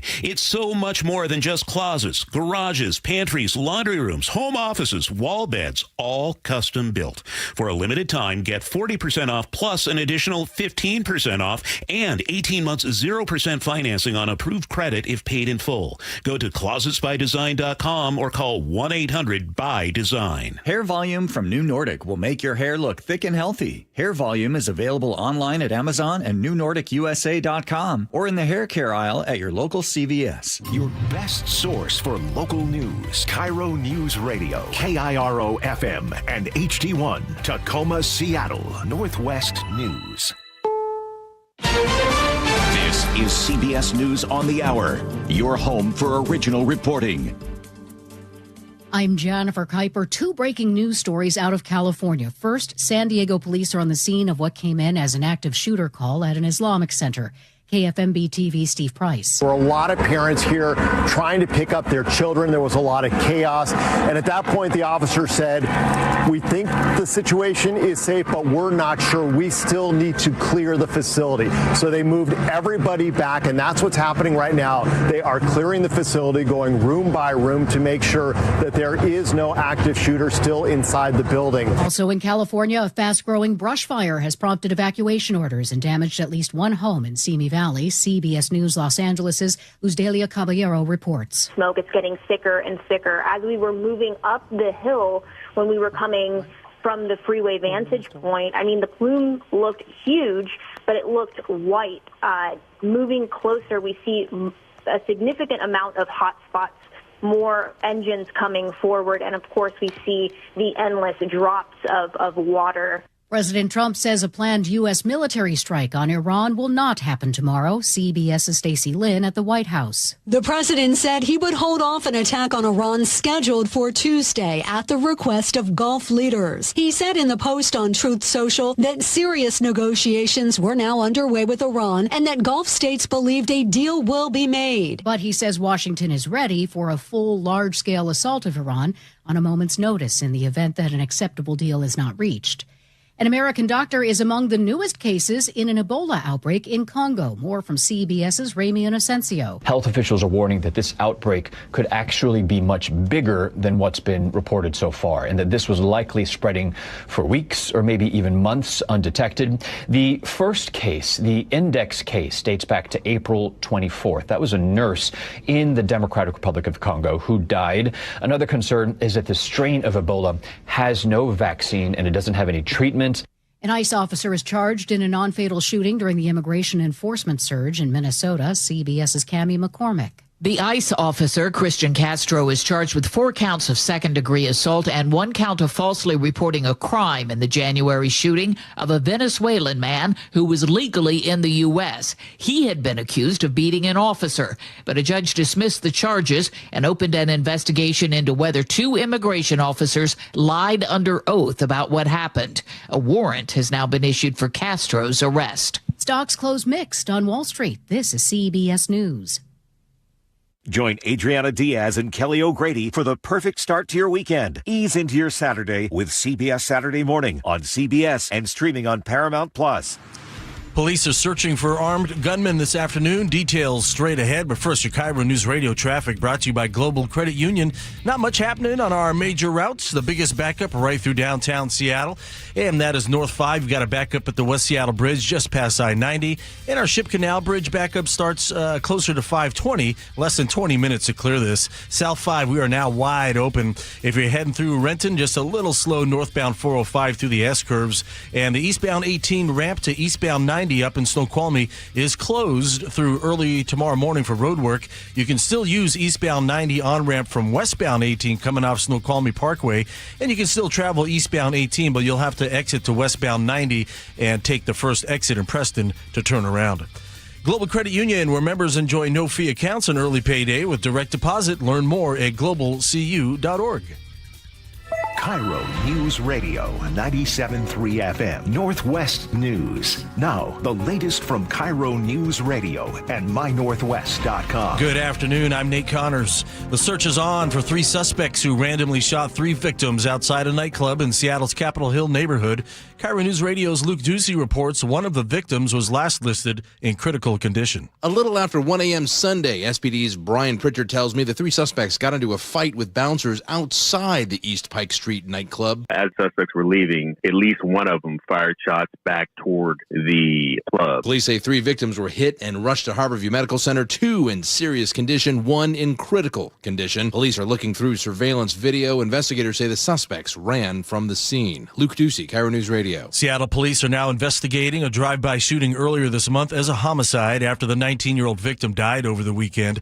KIRO 7 TV's Dee Dee Sun reports the man was shot on the night of May 8th. It happened along Martin Luther King Jr. Way. Police found the victim a few blocks away near 32nd Avenue South and South Chicago Street.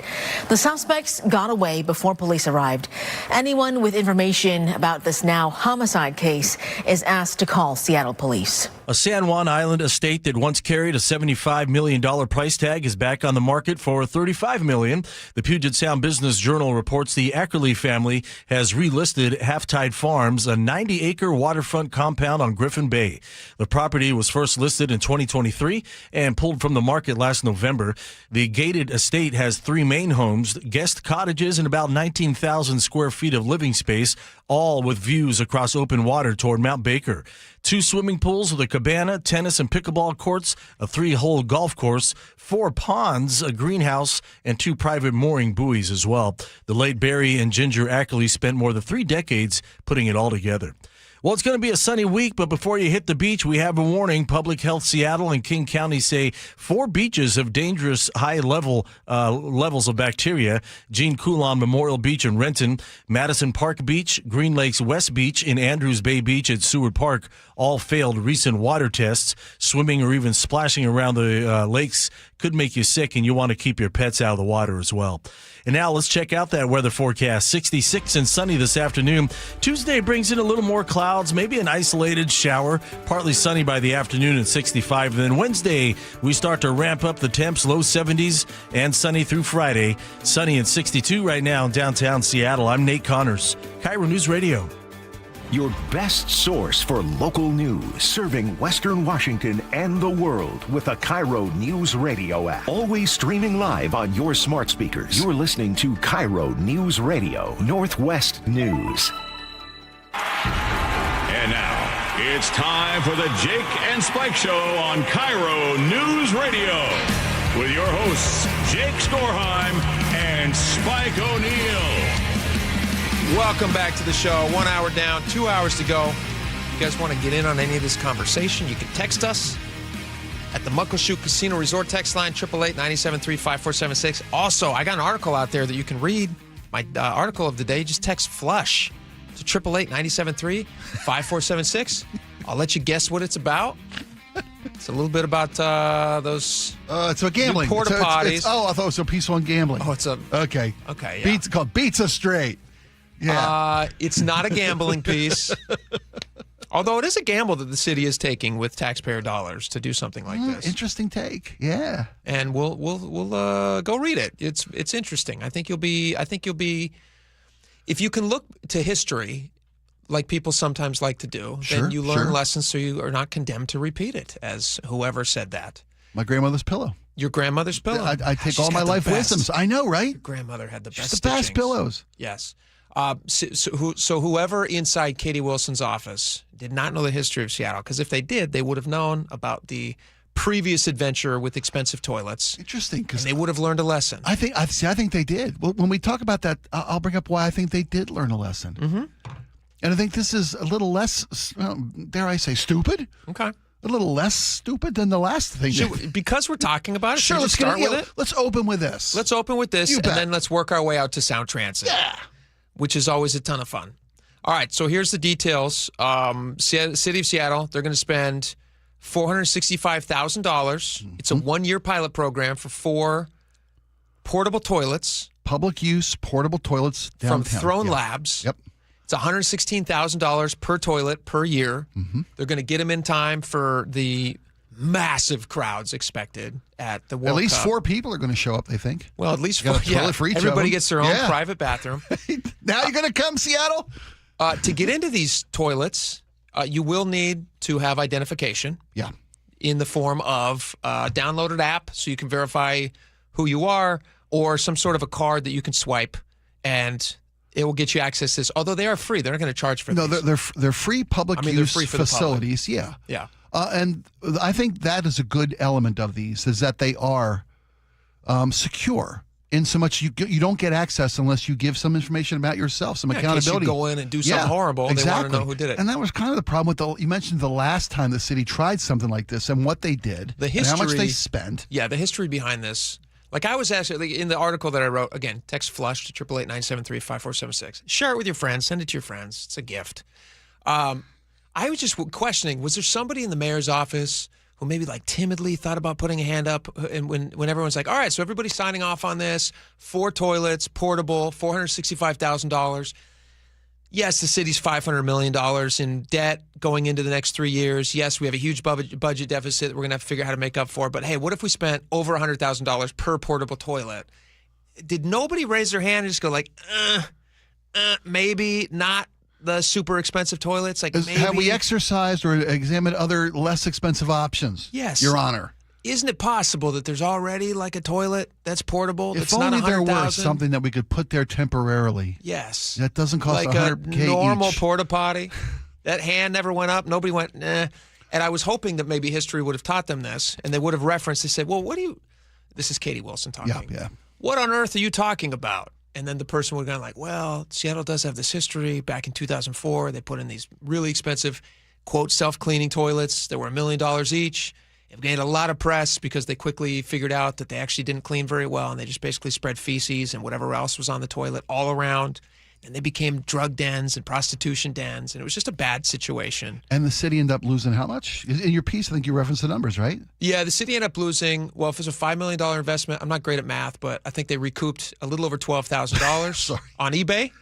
99.9% of them. So let's say they lost 5,000. Let's round it up. Let's round it up. They lost $5 million. They lost $5 million. $5 million. Yeah. Let's say they lost all $5 million. They lost that money. Well, that's why I think they maybe did learn a little bit this time. They bought their way into or just a service agreement with a vendor who's going to put these 4 in, and they're going to maintain them. They're not going to become just a den of fecal and disgustingness, scum of hive and villainy, and crime and public danger of these contaminants. So far they've saved 90% of the original cost of the last one. It is only 10% of the cost, and it's going to be guaranteed to be clean. Well, it's going to be but they got a maintenance agreement with Throne Co. or wherever it is that Throne Labs. Yeah, if you're gonna sit and go, might as well go on a throne. Where would you rather go? I love the monikers. That's true. I mean, because the option of putting regular honey buckets downtown was clearly a lower cost option, but imagine what those turn into very quickly. Well, I imagine that's what these will turn into. I don't think so. If you've got to get a secure code to get in. And they're going to be maintained by a company with a service agreement, we're not going to turn into. Doesn't Seattle, who has a real fear of identifications in nanny state, doesn't Seattle have a problem with everybody being required to show identification to get into a free toilet? I can see where that'd be a concern. Is that not a concern? I don't think it is, because I think if you're willing to give up your information, that's on the user. I guess it depends on how bad you got to go. When you got to go, you're not going to get the name and ID and phone number of the guy who's walking past it, trying to make it to the next restroom. Yeah. He decides not to use it for fear of loss of privacy. Sure. That's his decision. Okay. He wants to trade. Wants to mess his pants. Keep his privacy. Right. That's the problem going through the guy's head. One of many at that moment. And there's very few public facilities available in that downtown area. And if they get anywhere close to the numbers of projected guests, these will be welcome additions. But why not just get daily cleaned porta potties? It was like even if you did that, if you cleaned them daily, it would be far less expensive than a $100,000 bathroom. I am with you there too, because you could have got honey buckets down there, and you could if that's also a service agreement. That's you a vendor. Could have got many times the number of honey you could have got 10, 100 times that number for the amount of money they're spending. Probably. Yeah. For 4, you could have got probably 400. That comes with but that would require a daily servicing. Well, this is a daily servicing, isn't it? I would think so. Yeah. So it's just expensive. If you're going to pay for a daily service. I would be interested to find out at $465,000 how many porta potties that you could put into that same area that are serviced daily and just watch like a cat. I don't know if cats are known for watching it. Just like whatever watches the Watch like a hawk. There you go. That's it. Yeah. Watch it like a hawk. I don't know where I got cat. Watch it like a hawk to keep the miscreants out. Yeah.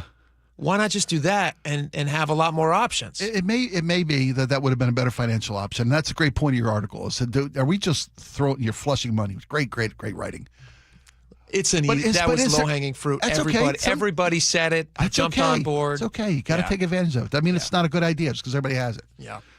But to that point, if you can't secure these things, if you can't make people accountable for going in and destroying these things or damaging these things. Mm-hmm. I don't know if it's worth having 10 times as many when they're all unusable every single day. I have full confidence that these will still be destroyed.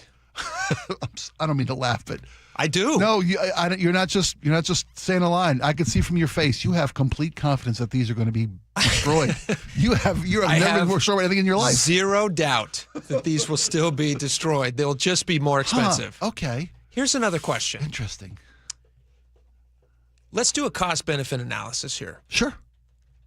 The cost is $465,000, and you get 4 toilets. Mm-hmm. How many people can use 4 toilets throughout the day? I don't know. The benefit is however many people can use it. Mm-hmm. The downside of that is you now have a news story where you just spent almost $500,000 on 4 portable toilets, which to my checking, the city doesn't even own. These are contracted with Throne Labs. Exactly. At least with the porta potties that you bought for $1 million, you had something that you could sell. There was an asset there. Yeah. This is just you're just renting these. But if they put honey buckets out, they'd be the same situation. They wouldn't I know, own but the it'd be assets. far less expensive. Yeah. Like you could get, if they're just about having 4 places for people to do what they need to do, mm-hmm. what's the cost of just doing 4 porta potties? You could hire a full-time guard for each one. And I guarantee you it would be cheaper than they're going to spend. For a whole year, too. For a year. For a year. You could. Yeah, because that's the thing. This isn't just a World Cup contract. Like all access to all of I-5. Yeah. It's just a World Cup thing. Or a full fleet of ferry boats, just a World Cup thing. You're absolutely right. This is a year's worth of fine Throne-like toilets. Yes. Which I just cannot imagine last more than a month. Should we have? What's the bet? That's what I was hoping. Let's go. Yeah. How long do these thrones last? Where they're going to be? As soon as World Cup goes away, mm-hmm. the interest in them will completely die down. They will go away, and within 2 weeks of the end of World Cup, so it's going to be the World Cup starts on June 19th. June 16th, 15th, I guess. 15th, 16th, whatever it is. It's going to start here locally, and about a month later, 5 weeks later, about 4 or 5 weeks later, the games end. So by mid-August. Okay, a month after? Maybe a month after. Okay. I give it a month after. They're going to have to. I think they're going to have to remove them because I think they're going to become a target for. Okay. I mean, last time they put in $1 million toilets, 10 times the price. Right. And those prostitution. Destroyed. And even those had maintenance to them. I mean, I know that toilet seats clean themselves, but they had like people who were going to go around and make sure that they were maintained. Yeah. Occasionally. So what do you want to bet? How much? A lunch? You want to bet a lunch? No. Let's, I'm thinking Costco 30-roll pack. A toilet paper? Yes. Done. Yeah. There you go. We know something we can both use. Well, absolutely. Right? Okay. Toilet paper. Good stuff or Kirkland or Charmin. Listen, Kirkland is the good stuff. Oh my God. I don't buy Charmin. Poor wife. I don't buy Charmin. I'm a frugal individual. Fair enough. I'll get you Kirkland if you win. You get me Charmin if I win. I'm winning that bet. Okay. That's great. Fair enough. Yeah. Deal. Laura, you want me to write that down? All right. So within a month. So within a month, that's mid-August. Mid-August. Okay. I think that they're going to be removed. Okay. And they will no longer be there. I love this. And the city's going to have to go like, well, it just didn't work out. It's a pilot program. Sometimes pilot programs don't work. As we learned. And how long do you think that they're going to last? I think they're going to be there all year. I do. I think they're going to be maintained and Successful? usable, successful for the year. Really? I do. I have faith in it because they're getting. Why do you have faith in it? Because they're getting grossly overpaid to do this. I bet if the good folks at Throne Industries or Throne Limited or Throne Labs, I can't remember that. If the good folks at Throne Labs are making $500,000, they're going to be out there daily. They're going to be keeping these things tidy. Because this is It's a sweet deal for them. yeah, pretty sweet. It's a honey of a deal. This is a honey of a deal. All right, so you think they're going to last a year? I do. Okay. I think a year from now they may even renew or expand. Oh my gosh! Can you imagine how lucky would we be in Seattle if we had these amazing wedding style toilets? Right? And if let's say that the projections for the city from World Cup for the amount of revenue coming in, we won't even notice this $500,000. That's true. It's going to be toilet change. Drop in the change, Right? toilet change. You're totally right. Yeah. Yeah, this will be it'll be nothing because there's so many people coming into town. And that's if I'm all wrong, I hear about these if days. I'm wrong, is how many all I people lose coming into town. is a pallet full of toilet paper. Yeah, That's all just I gonna lose. lose one toilet paper. There you go. All right, should we talk about other spending? Sure. Let's talk about Sound Transit. Sound Transit. This is fun. This is a fun one. Seattle Times has this piece. Sound Transit is chasing money. Where are they going to get it? $35 billion shortfall. And Dow Constantine says the greatest benefit of all is ensuring we get the infrastructure built and open and serving the public as soon as possible. And he's talking about their push to try to get the legislature to allow a 75-year Sound Transit bond. Right now they have 40 years. 40-year bonds, yeah. 40-year bonds. And they're saying, like, wouldn't 75 be great? And I looked into this because I was interested, like, well, what's the difference? Why would they cap the bonds at 40 years? Okay. Do you know the answer to that question? For the amount of interest that the city's going to be on the hook to pay? Yeah. Do you know why they would cap it at 40 Why would cap it at 40? No. They tend to cap the bonds at when the lifespan of the project that they're taking money out and borrowing against will be done. Okay. Which they say is somewhere between 30 and 50 years. That makes good, solid fiscal sense. Yeah. Yeah, because if you're buying insurance on something. We bonded out the stadiums or the Key Arena or whatever it was, and those things are long gone. Yeah. And we're still paying those bonds down. And that's a mistake. It is. It's a huge mistake. So 75 years is well beyond the life expectancy of this proposed project? Yes, which they say is about 40, 50 years. Okay. Yeah. So 25 years past when they're even going to be usable. So your great-grandkids will be paying. That's where this is now out to. Not your great-grandchildren. My great-grandkids? Your great-grandkids will be paying for a light rail that's no longer even with us. Long gone. Rubble. The infrastructure might still be there, but it will be one of those things that they talk about where they go like, I can't believe the light rail hasn't been updated in 75 years. Like all the bridges right now you drive across, and they go like, that bridge was built in 1900. The life expectancy was 40 years. It's now 1 year 70. Yes. That's what they'll be looking at. That's what they'll be doing. Yep. And they're going to be like, and still no one's riding these stupid trains.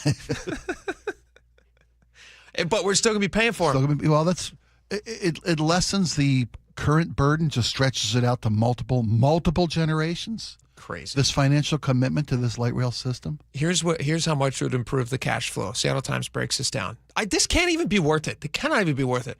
A 75-year bond could also improve cash flow by $2.3 billion during a critical pinch point.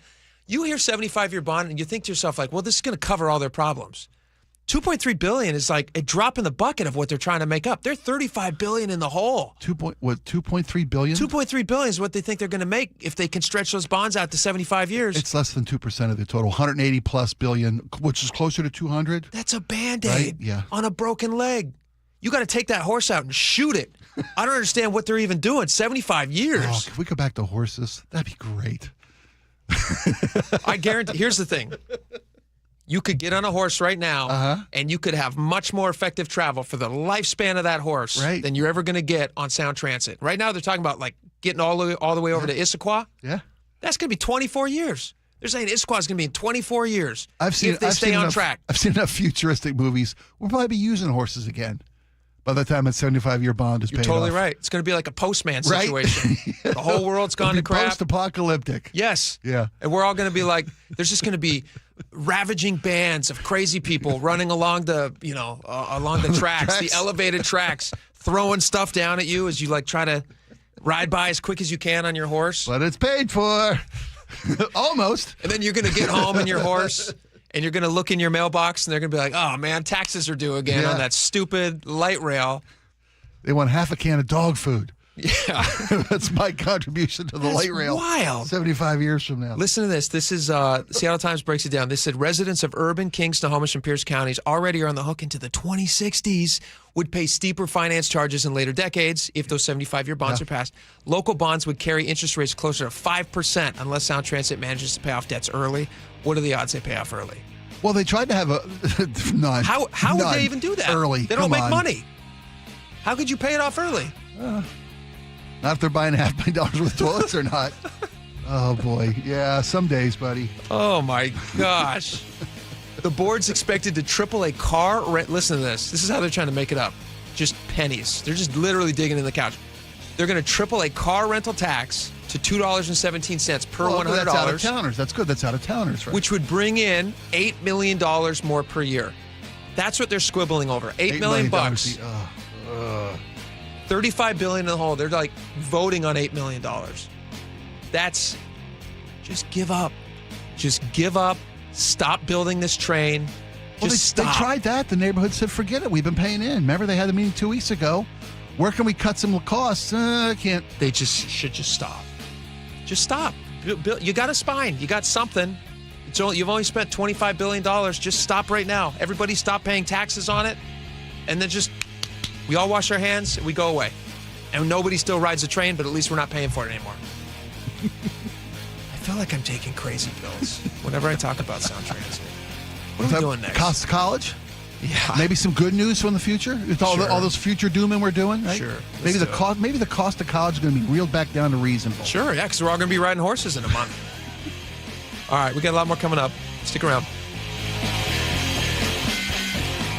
This hour is brought to you by Insulation Northwest. Summer's right around the corner. Can you say World Series? I don't want to jinx anybody, and I don't want to jinx that heating system or cooling system that you have, but it could possibly out at home. So the best thing to do right now is to replace the system. You want it done right and done fast. Upgrade your cooling now with Home Comfort Alliance. Their 60-second online price estimator makes it so easy. Upgrade to a Lennox cooling system and get a new heating system free. Plus available utility rebates. Visit homecomfortalliance.com today. Guys, want long-term health you can count on? It starts with knowing your numbers. This June, for Men's Health Month, start treatment at Revive Washington and get a free comprehensive wellness panel. A $400 value, including testosterone, blood sugar, cholesterol, and more. Take control of your health today. Offer ends June 30th. Call 206-529-1111. That's 206-529-1111. Or visit ReviveMen'sHealth.com.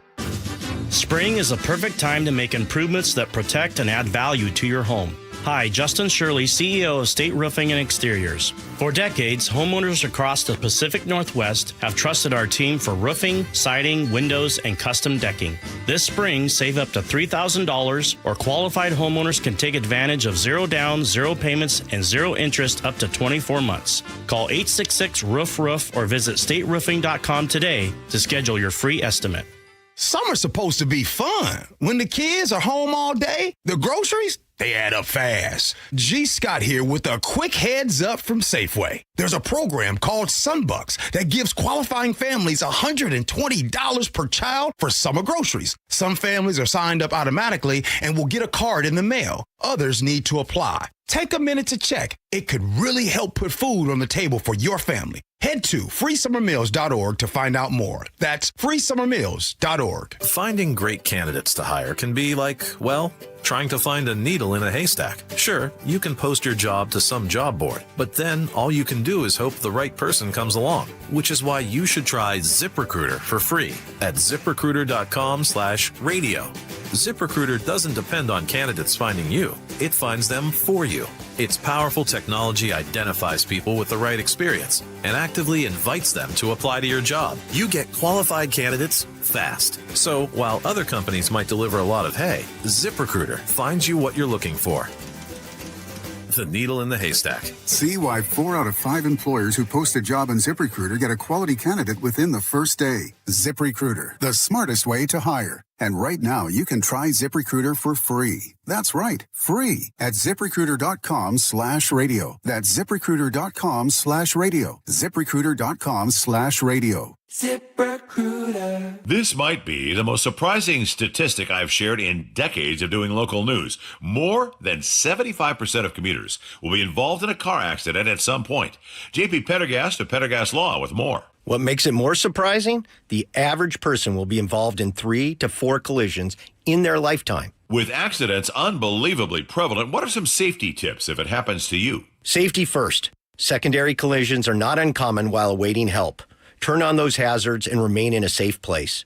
If a bystander witnessed the accident, capture their information and encourage them to remain at the scene.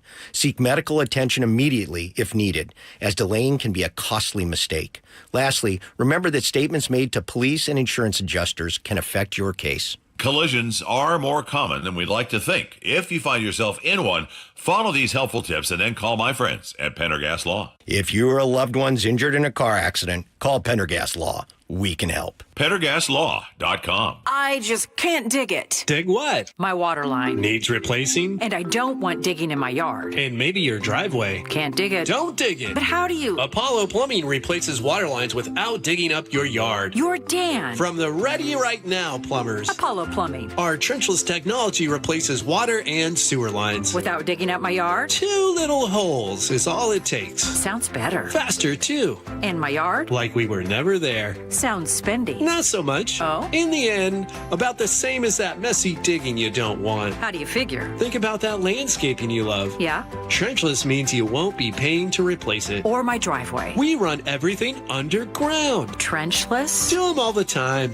How about... Easy payments? Yeah. With approved credit. Sure thing. When can you get started? We are the Ready Right Now plumbers. Love that. Apollo Plumbing, trenchless waterline replacement. Sewer lines, too. Can you dig that? That I can. ApolloPlumbing.com. For over 50 years, Bucky's Complete Auto Repair has been the one locals trust for fast, friendly service with guaranteed repairs. With 16 family-owned locations and a Carfax preferred badge, Bucky's makes it easy with same-day service and available financing. Visit buckys.com. KIRO News Radio, 97.3 FM, Northwest News. Now, the latest from KIRO News Radio and mynorthwest.com. Good afternoon, I'm Aaron Granillo. Police in San Diego right now responding to an active shooter at a mosque. We go to CBS News for the latest. CBS News special report. San Diego police who responded to an active shooter call at the Islamic Center of San Diego in Claremont now say on social media that the threat has been neutralized. This man is in the area. We were having lunch and I heard at least a dozen shots. They sounded like from a semi-automatic weapon. KFMB TV Steve Price is at the scene. Officers were holding the hands of children who, to me, looked like maybe they were 4 or 5 years old, and they were just walking them out one by one, very calmly, but you could see the little kids holding the officer's hand. More on the facility in Claremont from CBS's Chanel Call. There are reportedly about 5,000 members who use this facility. It's large. It is a prayer facility. There are some gathering spaces there. There are multiple different facilities inside the complex. There's also a full-time Islamic school.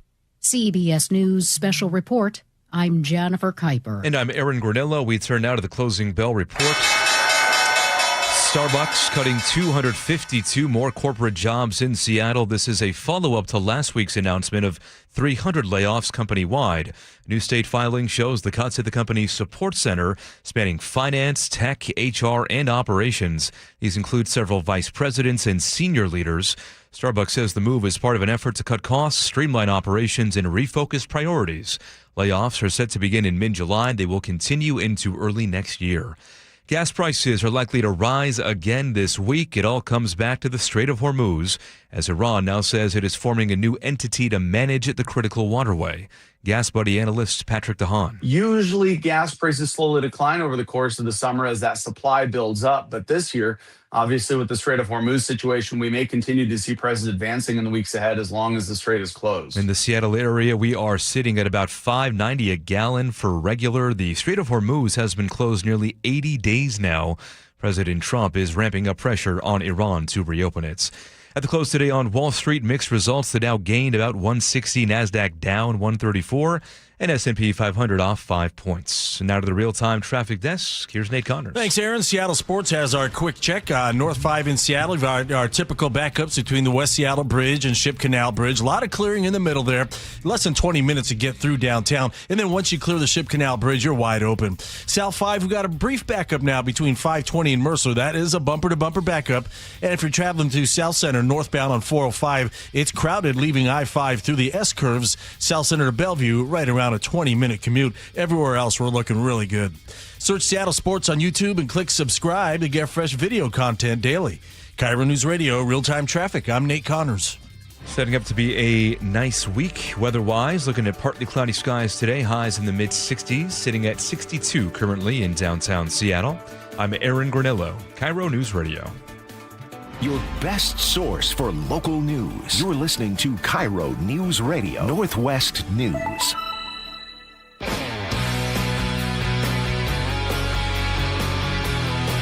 All right, welcome back to the show.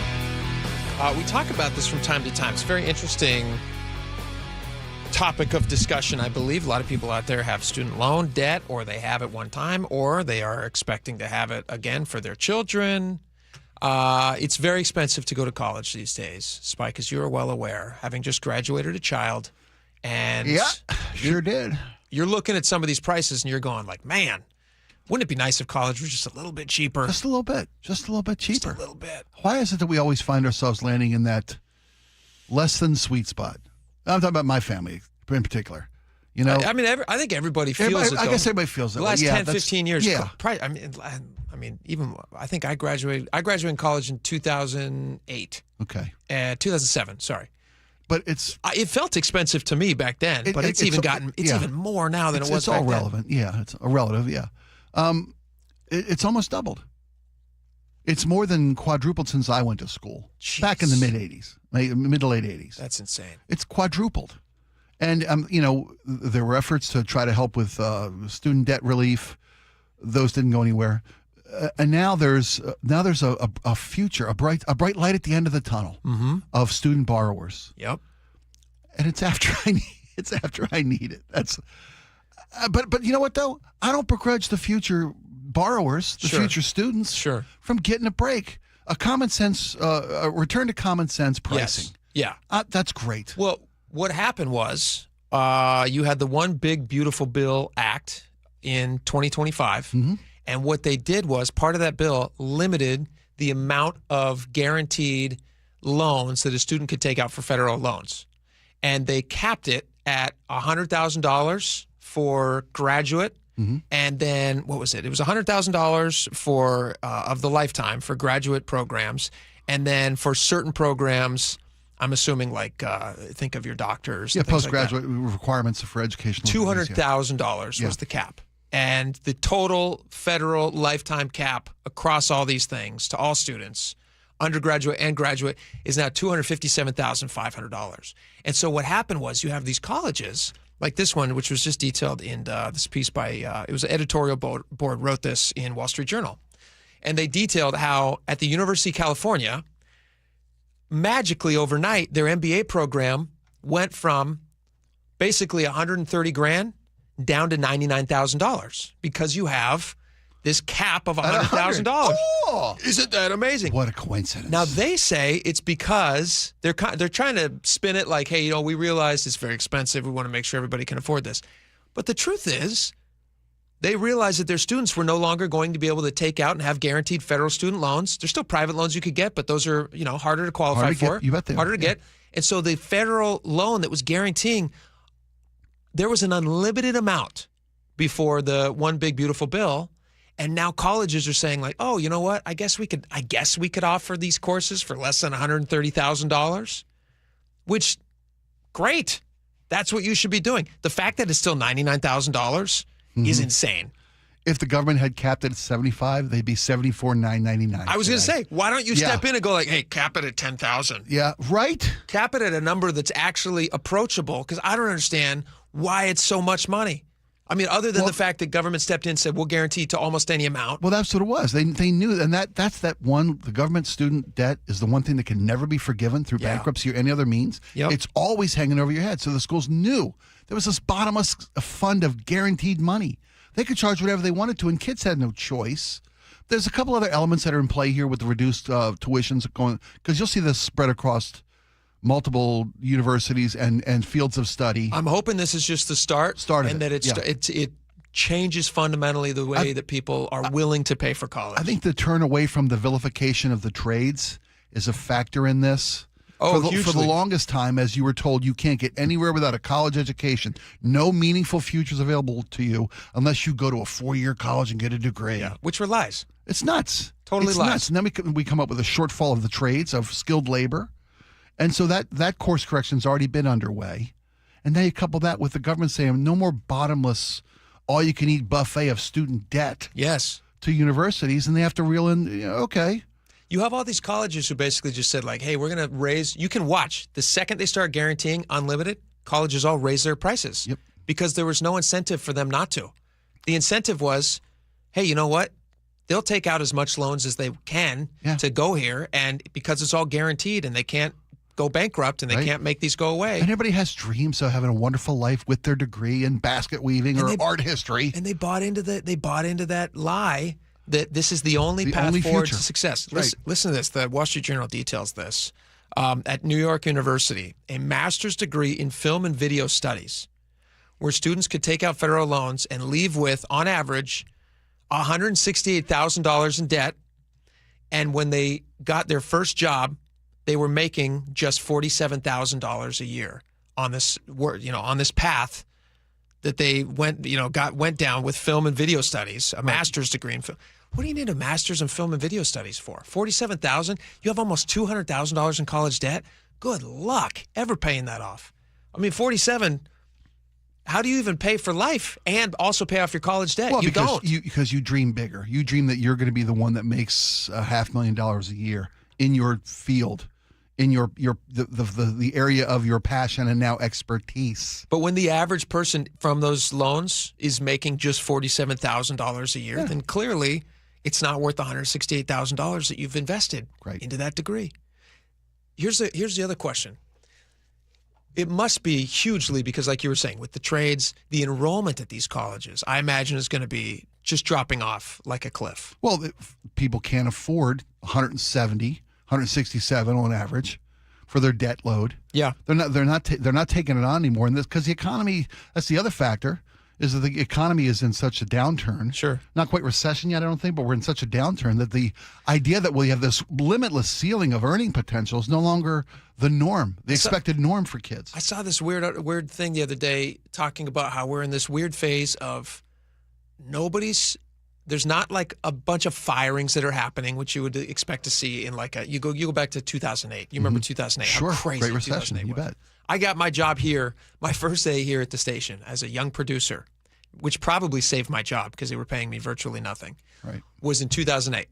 That same day, they fired a bunch of people because they converted the station to a talk station. Now, that ended up being very good for me, that they converted it to a talk station. But remember, it was KBSG, 97.3 KBSG. But that model didn't really work anymore, the oldies model. And so now they do talk, which we love. So, I don't know. That kind of worked out. But it didn't work out for the people they had to let go. No, people who had built a lifetime and a career and a level of earning. Now, they went to other places. Sure. A lot of those people went to other places. But I'm wondering if we're now going to see this idea that you need to go to college, which is not true. Right. You have all of these industry and trade schools who are offering very low cost, and immediately you're placed into a very good job. A lot of times you're paid as an apprentice, or you're paid to be there while you're in school. You leave your education with no debt and a career. No debt. Yeah. And earning more than the $47,000 the film master, the film degree, whatever. Good luck. Who loves to watch movies? Right. You and I aren't getting paid to watch movies. We love watching movies. Sure. Oh my gosh. I mean, it's got to come way down. I mean, still the cost of college is nowhere near. Well, it seems that they've with the federal government saying you can't have a bottomless pit anymore. They need to lower that number. Maybe we have hit that turning point. I hope so. I hope it is, too. Because I got 4 kids who still need to go to school. But you know what? Hopefully they go to trade school. That's what I'm hoping. Is some of them choose trade school, which I think would be a great idea. All right, we got a lot more coming up. Spike, what do we got next? I don't know. We decided to punt. We moved so much stuff around. I know, we really did. All right. We'll figure it out after this. Let's do this. It's going to be wonderful, I promise. We did those college speeches last week. Eric Church went viral for his speech. Yes. We have another Eric who also gave a commencement. He did not have the same reaction. He got booed. And we'll tell you why he got booed. Since we're on college, let's stick with college for just a second and stick with jobs. You do not want to get booed in a commencement speech. It's a sign that you're giving a bad speech. We'll tell you about it when we come back. Stick around. Choke Points with Chris Sullivan, presented by Carter Subaru. Apparently $15 isn't enough to get the results that the state wants. Your drive to work could be getting a little more expensive, especially if you use the Good to Go system. Toll rates could increase on 167 and 405. I'll have the details on Seattle's Morning News on Tuesday morning. Get all of Sully's Choke Points at mynorthwest.com and the KIRO Newsradio app. Hey, Spike O'Neill here for Aegis Living. Recently my aunt had surgery, and she was home the next day, which is usually the case these days. But we weren't sure as a family if we were ready or equipped to give her the kind of care that she needed. So we called the folks at Aegis Living and asked about respite care. Now, respite care is short-term stays, a couple days, couple weeks, providing 24/7 expert care, all the Aegis Living amenities, and the peace of mind as a family that we were doing the right thing for my aunt. Go to agesliving.com/spike and take a look at what they offer. See if respite care is the right answer for you. That's agesliving.com/spike.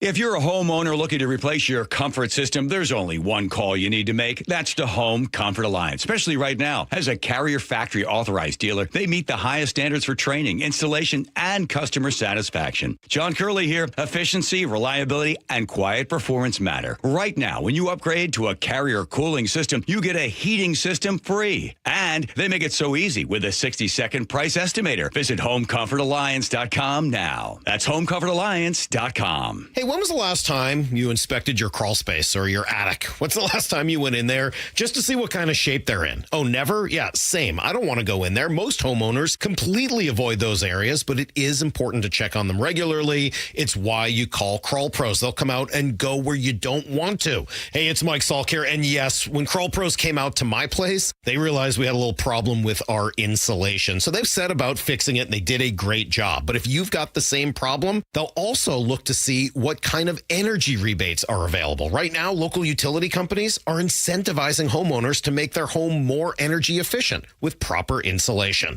And some homes qualify for several $1,000s in savings with these utility rebate programs. So don't just assume your crawl space and attic are in great condition. Do what I did. Call Crawl Pros today and schedule a free corner-to-corner inspection and find out if you've got water intrusion, mold, rodent issues, or even damaged insulation. Schedule your crawl space and attic inspection at crawlpros.com.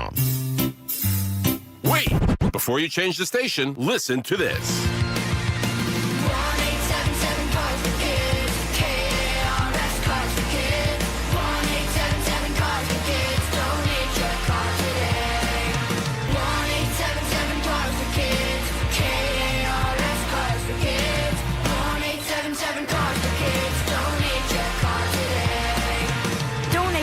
CarsForKids.org. That's cars with a K. Pickup is quick and easy. You'll also get a vacation voucher and a tax deduction. 1-877-CARS-FOR-KIDS. KARS Cars for Kids. 1-877-CARS-FOR-KIDS. Donate your car today. 1-877-CARS-FOR-KIDS. KARS Cars for Kids. 1-877-CARS-FOR-KIDS. Donate your car today. Donate your car today. Around here, we see a lot of people head out. No matter where they're going, we just help make sure they're ready. Before you hit the road, get a pre-trip safety check from Les Schwab Tires. It's free. Plus, this May, save up to $200 on select sets of 4 tires, including all-terrain, highway, all-season, and all-weather. So go ahead, explore with confidence. Les Schwab Tires. We're here to help you take the long way. Limited time offer while supplies last. See leschwab.com/sale for details. An official message from Medicare. I turned 65 this year. I knew it was time to figure out Medicare, and I had questions, like when to enroll and how to enroll. So I went straight to the official source, Medicare.gov, to get the facts about Medicare. I found answers to all my questions, and I'm ready to get started. And so can you. Just go to Medicare.gov to get the real facts about Medicare. Paid for by the U.S. Department of Health and Human Services.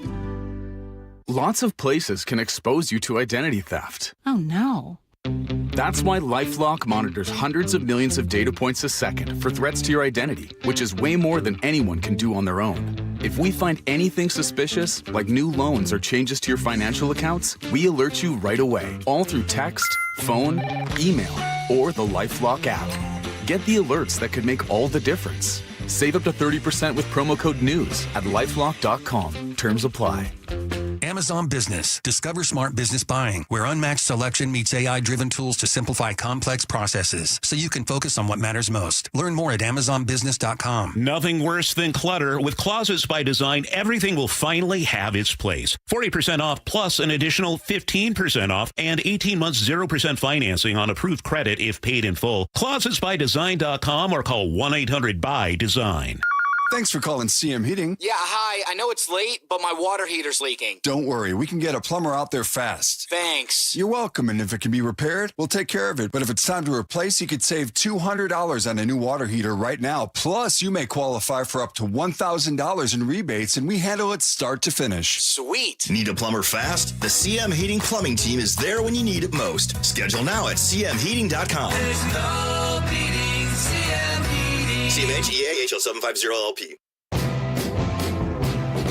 All right, welcome back to the show. Boy, talk about tone deaf. We're going to play some audio in just a second. Inspired by our conversation we just had a second ago. Students, how much you're paying to go to college these days, it seems criminal to me. I cannot even believe it. And maybe I'm just like building up all this angst because I know I got 4 kids. And odds are that one or more of them is going to want to go to college. And I'm going to have to sit down with them and say, hey, I'm going to do the same thing that my parents did. I'm going to sit down with one of my sons, with all of my sons, and I'm going to say, here's the cost to go to 4-year college. Here's the cost to go to community college, which is what I ended up doing before I transferred to a 4-year college. Here's the cost to go to a trade school, and here's how much money you can expect to make immediately afterwards. And hint, it's not anywhere near what you think you're going to make. Did you remember that when you finished school? Just thinking like, all right, the world is just going to open all these doors for me now. You bet it is, yes. Because that's what you're told. Yes, that's how you're sold this load of debt. Which is why. Sunshine, rainbows, promises, unicorns, Skittles, the whole bit. It had it all. Even I remember thinking, as a very young person, probably because, again, my parents sat down and actually made me look at these things. But I remember thinking, like, why would somebody guarantee a loan to me as an 18-year-old for tens of thousands of dollars? Why would they do that? They approved it in under 12 seconds. Yeah, wow. Why? I'm that trustworthy? Yeah, they must know what that much faith in me. Exactly. I'm a star. My own parents don't even. They're like, listen, this is not for you. Oh. But the government's like, take your money. Sure. But anyway, that's why we were talking about this. So we want to play this clip. This is from Eric Schmidt. He is the former CEO of Google. He was speaking to University of Arizona grads. This is the antithesis of that Eric Church UNC speech. Eric Church, who talked nothing about technology other than it's an obstruction in your life and you need to be careful about how much you get intertwined with it because it's not real life. That's what he said. Right. He said the 6 strings of life. Everybody's probably heard that by now. We made quite a lot of it on this show. We liked it a lot. And then here you have this other side of things where you have Eric Schmidt, who's giving a speech to these people. He's talking about AI, and then he gets booed. Last December, Time magazine selected its Person of the Year for 2025. And this time, it was the architects of artificial intelligence. Interesting. It will touch every profession, every classroom, every hospital, every laboratory, every person, and every relationship you. I'm going to pause it here real fast because as I'm listening to it, what is he trying? What do you think the reaction was going to be from these students? Were they going to be clapping that it was going to touch all these things? I'm going to touch all these things. What they're going to touch is your ability to earn a living in this field. Yes. Is what is he that tone deaf to who he's speaking to? I saw this thing today. I think it was a Microsoft piece, but it basically said like they're predicting. I don't want to credit to Microsoft if they did not say this, but it was saying they're predicting that in 18 months, AI will basically make most white-collar jobs obsolete. Yeah. Now, I don't know if I fully buy into the fear-mongering of that. I understand that, it's It's definitely going to be implemented with a lot of things. I'm not even scared of it. We use it here for research and different things. It can be a powerful tool. It can be an add-on, but it also will cost people jobs. And that's scary, especially when you're thinking about what your first job's going to be. You're sitting there with, I don't know what University of Arizona costs, but it's probably $40, $50 a year. Probably so. And you're sitting there staring down the road. Hope you enjoyed those Wildcat football games. Yeah, exactly. And your team going to the NCAA finals this year. I hope that was worth a lifetime of pain. Yeah, and no career. Because AI. As AI. And here's your commencement speaker telling you how great AI is. Yeah. I know what many of you are feeling about that. I can hear you. There is a fear. We do not know the precise contours of what this transformation will look like. Choose a diversity of perspectives. Oh my gosh. Learn to cook. You paralegals.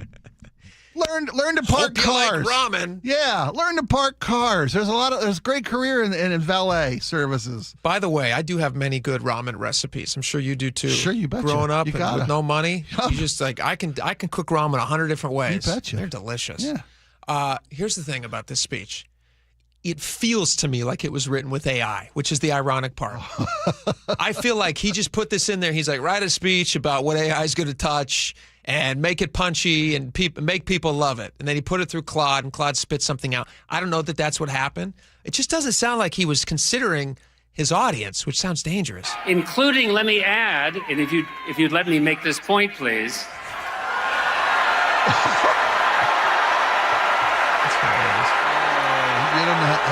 Dude. If you don't care about science, that's okay, because AI is going to touch everything else as well. Whatever path. Is he accusing them of not liking something? I don't understand this. Here's the thing. Everybody assumes that like the youngest generation or whatever, the next generation, they always assume they're going to be idiots and they're not going to, and they're punks and young, all that stuff. It's always not the case. They're always innovative. They're you know that phrase, like the kids are going to be all right? Yeah. Because the human spirit is going to make them all right. It's not because Eric Schmidt and AI and all these people are going to do it for them. They're going to figure out new ways to be successful. Yeah. That's what humans do, and that's why they're going to be fine. They're going to be fine. Having a guy who's invested tens of billions of dollars in technology that's going to make all these graduates obsolete is maybe not the best choice. I'm not saying I would have given his speech. Right? Or I wouldn't have chosen him as speaker. Yeah, exactly. Always choose a pop singer, country or otherwise. That's what they should do. All right, we got a lot more coming up. Stick around. KIRO News Radio, the first place you turn for the news you trust. Renton police investigating a shooting that happened just after midnight. Engaging conversation. It's just indefensible. The mayor's communications team should be better. Traffic. A full closure now, southbound 509 at Alexander Avenue. And your Super Bowl champion Seahawks. Touchdown, Seahawks! Streaming everywhere on the KIRO News Radio app. Always here, always with you. KIRO News Radio, 97.3 FM. Lots of places can expose you to identity theft. Oh, no. That's why LifeLock monitors hundreds of millions of data points a second for threats to your identity, which is way more than anyone can do on their own. If we find anything suspicious, like new loans or changes to your financial accounts, we alert you right away, all through text, phone, email, or the LifeLock app. Get the alerts that could make all the difference. Save up to 30% with promo code NEWS at LifeLock.com. Terms apply. I know that hiring can be challenging. You need someone to match your role perfectly. Well, now you can meet them fast on ZipRecruiter. Build your team, build it sooner. Meet your match on ZipRecruiter. Just head to ZipRecruiter.com/free right now to try it for free. That's ZipRecruiter.com/free. Meet your match on ZipRecruiter. Try it free. Sully here. I help commuters get around, and you know the key to a good commute? A good running vehicle. That means regular service and proper repairs. For this, I recommend Bucky's Complete Auto Repair. For over 50 years, Bucky's has been trusted for honest diagnostics, quality work, and fair prices. Whether it's factory scheduled maintenance, an oil change, new brakes, or a check engine light, don't guess. Visit one of Bucky's 16 family-owned locations or buckys.com. That's buckys.com. When you're hiring, have you ever felt like you're missing out on meeting truly great candidates for your roles? It seems impossible to find them, but they have to be out there somewhere, right? Well, they're not hard to find when you know where to go, and that place is ZipRecruiter. And right now, you can try ZipRecruiter for free at ZipRecruiter.com/radio. ZipRecruiter helps 10 million people with their job search every day.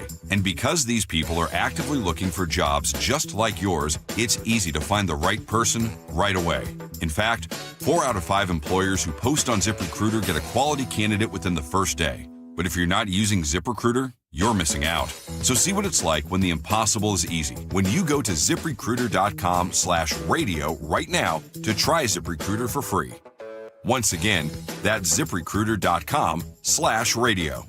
ZipRecruiter.com/radio. Never miss out on great candidates with ZipRecruiter. The first few steps that I took in the morning were pretty painful. This is Carlos. I had been told by multiple orthopedic surgeons that there was no alternative for me. That wasn't what he wanted to hear. You see, Carlos is an active guy. I played basketball, and for 3 to 4 days after, my knees would just be so swollen. And now I can play basketball, and there is no swelling. There is no pain in the knees. No swelling, no pain, because Carlos went to see Dr. Mark Wagner, MD, at Seattle Sports and Regenerative Medicine for stem cell therapy. I'm just happy to be able to be out there. And then knowing that tomorrow I am not going to suffer for this. What do you say to your friends and family who are in pain? I say, I had horrible knee pain and stem cells really worked for me. You might want to go to Dr. Wagner, just get a consultation before you have surgery. Consider stem cell therapy with Dr. Mark Wagner, MD, at Seattle Sports and Regenerative Medicine. Schedule your consultation at drmarkwagnermd.com.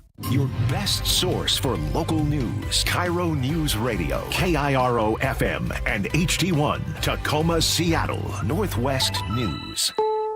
This is CBS News on the Hour. Your home for original reporting. I'm Jennifer Kuiper. The San Diego Police Department says the threat has been neutralized in a shooter incident at an Islamic center of San Diego, and 3 adults are confirmed dead. This parent tells KFMB TV. Hopefully that everybody is safe in the school. All the teachers, all the kids are just like my kids. I'm very worried. CBS's Anna Schechter reports. Preliminary reports indicate there were actually 2 suspects, so 2 people involved in the shooting at the mosque. We understand from our sources, we have 2 sources, that one of those suspects is deceased. We understand there is at least one more victim deceased and multiple people injured who've been taken to local area hospitals. The search for a motive is underway. A fast-growing brush fire in Southern California has burned over 180 acres, is 0% contained, and has now prompted mandatory evacuation orders. The Sandy Fire is spreading in Simi Valley, where CBS News LA's Luz Delia Caballero reports. We've talked to a couple of neighbors on this road here on Rambling, and they tell us that this family has lived here for decades, so it really is devastating to see how this fire has not only engulfed this home, but is inching closer to homes where neighbors tell us they too have lived here for several decades. President Trump has ended his $10 billion lawsuit against the IRS. CBS's Stacey Lynn at the White House. He agreed to dismiss the lawsuit after reports that say a settlement would create a nearly $1.8 billion fund for Americans claiming political targeting by federal agencies. Trump's legal team says the president was illegally targeted. Critics are already threatening legal challenges. A California jury has thrown out Elon Musk's lawsuit against OpenAI and its top executives. They found Musk waited too long to bring the lawsuit, which alleges Sam Altman unlawfully enriched himself in the company that Musk helped create. Musk calls the court defeat terrible precedent and blames the judge. CBS News legal contributor Jessica Levinson. What Musk's team had argued is essentially that some behavior was ongoing. And I believe there was also an argument that he didn't truly discover the full extent of what was happening until later. Parts of the plains and Midwest could get another round of severe weather after strong thunderstorms produced at least 25 reported tornadoes across 4 states yesterday. A tornado destroyed homes in central Nebraska. It kind of makes you reevaluate what's important. Family's important and everyone's safe, so. Things can be replaced. Yeah, houses can be rebuilt. and they lost their home in Howard County, Nebraska. Go to the ends of the earth, half a world away. Reach for the stars. If I take time to think, they might go get Brad. On CBS, Sunday morning. The defense speaks for a man accused of throwing a rock at a monk seal. That's one story we get to after Nate Connors at the traffic desk. All right, Aaron, a Monday late afternoon so far. Up in Everett, we've got that afternoon Boeing shift change underway, so that's sending heavy volumes to eastbound 526 over to I-5. North 405 through Canyon Park slows a bit on either side of 527. South 5 into Seattle, you're going to slow at the Ship Canal Bridge into downtown. Nothing real heavy here. North 5, however, is heavy with scattered backups near the Michigan curve to the Ship Canal Bridge. 25 minutes to get through downtown. South 405 is now heavy through Factoria. More slowing near the VMAC at Northeast 44th. Bellevue to Renton still looking pretty good at 15 minutes. And northbound 405, you're slow through the Renton S-curves. If your travels take you up through Skagit County this afternoon in Algerby, you're reminded that I-5 is down to a single lane in both directions at Lake Samish Road. That's milepost 240. This is through Friday as crews are working on a new fish passage. KIRO News Radio, real-time traffic. I'm Nate Connors. KIRO News Radio, 97.3 FM, Northwest News. Now, the latest from KIRO News Radio and mynorthwest.com. Good afternoon. I'm Aaron Granillo. Police are searching for 3 suspects in a shooting outside a Capitol Hill nightclub overnight. SPD Detective Brian Pritchard says a fight broke out before the gunfire outside Cultura, Seattle, near Broadway and Pike. There was an altercation that occurred between 3 males and the nightclub security outside the business. Now, 2 of the victims were taken to Harborview in serious condition. The third in critical, fighting to stay alive. Suspects took off on foot before police arrived. A 19-year-old man shot in the head in South Seattle earlier this month has died. Seattle police say he was shot on the night of May 8th in South Beacon Hill, not far from Boeing Field. Police say he died on Saturday. Homicide detectives have now taken over that case. A concerning scene now reported inside a Discovery Park in Seattle. Here's KIRO News Radio's Frank Lindsay. We Heart Seattle founder Andrea Suarez says a volunteer found a man camping alone in the woods with no food and no bedding, but she tells the Jason Ranch Show on Seattle Red 770 AM he has about 100 milk jugs full of urine. She says he refused their help. That man does not need a keys to an apartment. That man needs to be psychiatrically evaluated now, before something worse happens. He's a ticking time bomb. The group reported what they saw to the city. Frank Lindsay, KIRO News Radio. We're now hearing from the defense attorney for the Covington man accused of throwing a rock at a monk seal in Hawaii. Miles Brenner tells Hawaii News Now his client was trying to protect some turtles. He assumed that when he saw the seal, the monk seal, pushing the turtles off of the rocks, that he was just doing something good by scaring it away. And Brenner says his client, Igor Litvinchuk, is apologetic. He is due back in federal court in Hawaii on May 27th. Your weather update now. We are looking at partly cloudy skies this afternoon. Highs today in the mid-60s, same for tomorrow. Right now, 63 degrees in downtown Seattle. I'm Aaron Granillo, KIRO News Radio.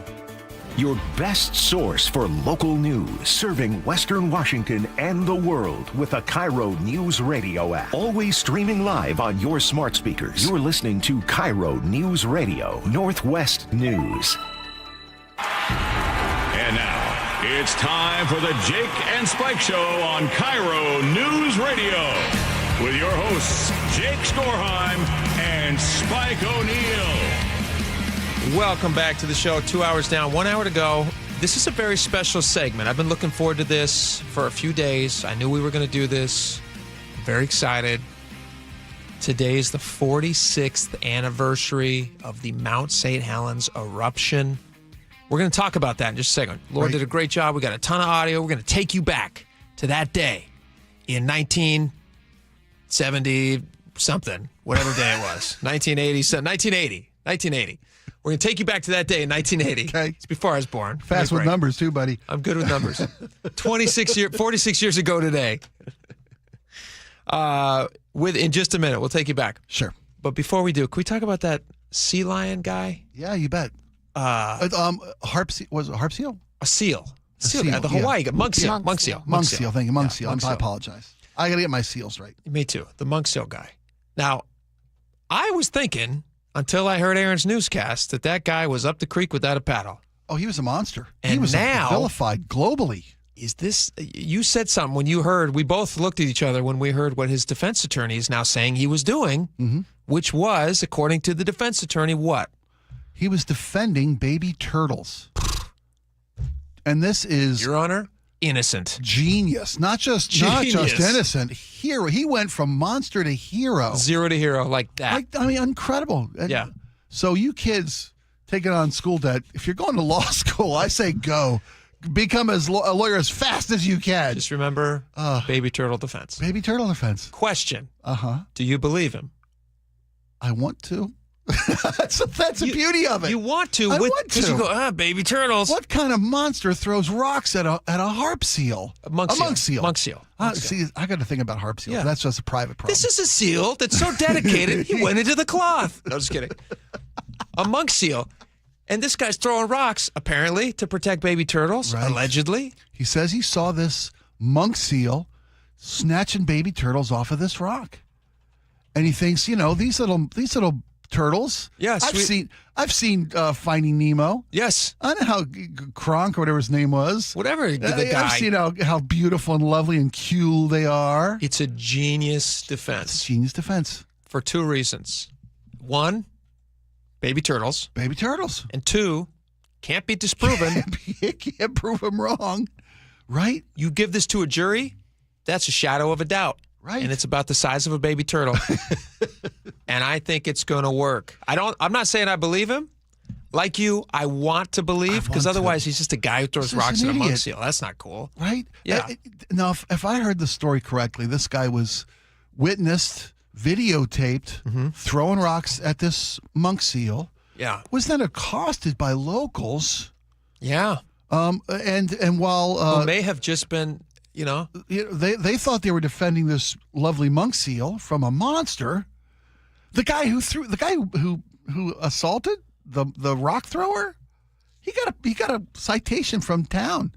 He got a parade for beating up for beating up a tourist who's throwing rocks, a monster throwing rocks at a monk seal. Listen, and now, like we've learned from Batman, every hero eventually lives long enough to see himself become the villain, or vice versa. This is a great defense. Brilliant, really smart Genius. Defense. Yeah, I wonder what that was like when they're sitting in the room and the lawyer's like, man, throwing rocks at a monk seal. People really aren't going to like that.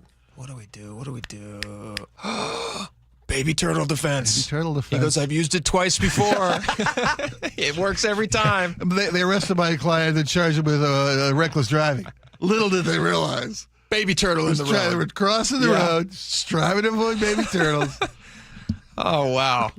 Well, it'll probably work. I bet you it's enough. It's a lock. It feels that way. It feels like I don't want to tempt fate, but it's a lock. Feels that way. I don't know if I buy it. But it's enough of a question. That's all they're trying to do. Our system enough of a question. Great. All right, should we talk about Mount St. Helens, which did not erupt in 1979. It was 1980. We all know that. Sure. Obviously. May 18th, 1980.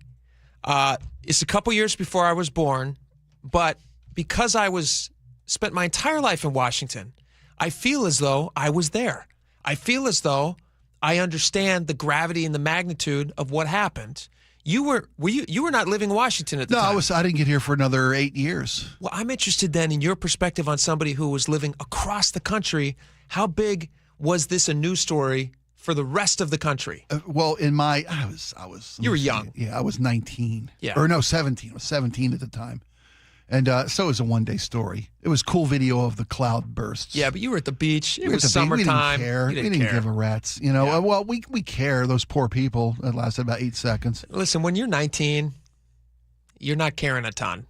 Not like my wife. You don't understand it. No, you don't get it. It's you don't care about most things in the world. That's true. They had to bring bands in to get me fired up about African hunger. Yeah. I didn't care. What did I care about the planet? But you really love Freddie Mercury. I loved Freddie Mercury. Yeah. If Freddie Mercury had a song about Mount St. Helens, then I think you would have been probably pretty into it. Ashes, But my wife was born and raised here.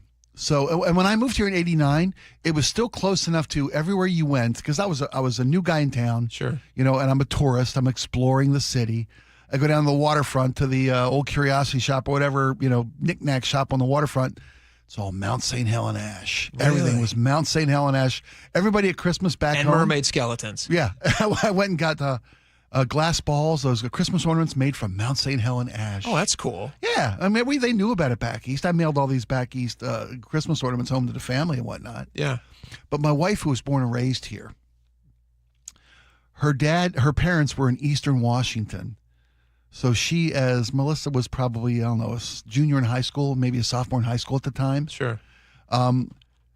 Folks couldn't get home because of the ash. Oh, they were out of town when it happened. They were in Eastern Washington when I the thought eruption. You meant they lived in Eastern Washington. No, they were traveling to Eastern Washington. They were traveling. So she's home. The truly unpleasant Miss O'Neill is home babysitting her younger sister. Oh, wow. In the house. That's like a movie plot. That's like Babysitter Adventures in Babysitting. So the party ensued.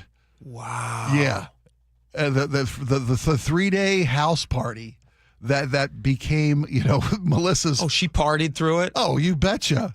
Schools were closed. Everything was shut down. It's funny that her friends remember from the eruption. They're like, remember that great party? She's like, yeah. Remember party? Like, wow, it was remember the mountain? Not so much. So then let me tell you about what my father-in-law did. May rest in peace. Yep. The great R.L. Butler, who I still to this day contend may have very well been D.B. Cooper. But that's another story. You know, a lot of people feel that about their father. I thought my father-in-law was D.B. Cooper. I showed you the picture, right, of my father-in-law. Yeah. Yeah. I mean, that artist sketch ripped from the page. Looks like him. Spot on. Anywho, and he had a background in aviation. But every guy kind of looked like that back then. My father-in-law looked like that. Boeing managers in the late 70s they all had that same D.B. Cooper look. They all got knowledge of 727s. They all know that the back stairs go down. Exactly. They got those aviator glasses. They all wear that same. Anyway. Every single one of them was in Nam, and they know how to jump out of a plane. Yes. But so father-in-law's or her dad's in Eastern Washington. Can't get back, right? Well, they were doing volunteer church work. Very big in the church community. Yeah. My in-laws and Melissa and her sister. So because you couldn't drive because of the ash cloud. Blocking, you couldn't see. You couldn't see.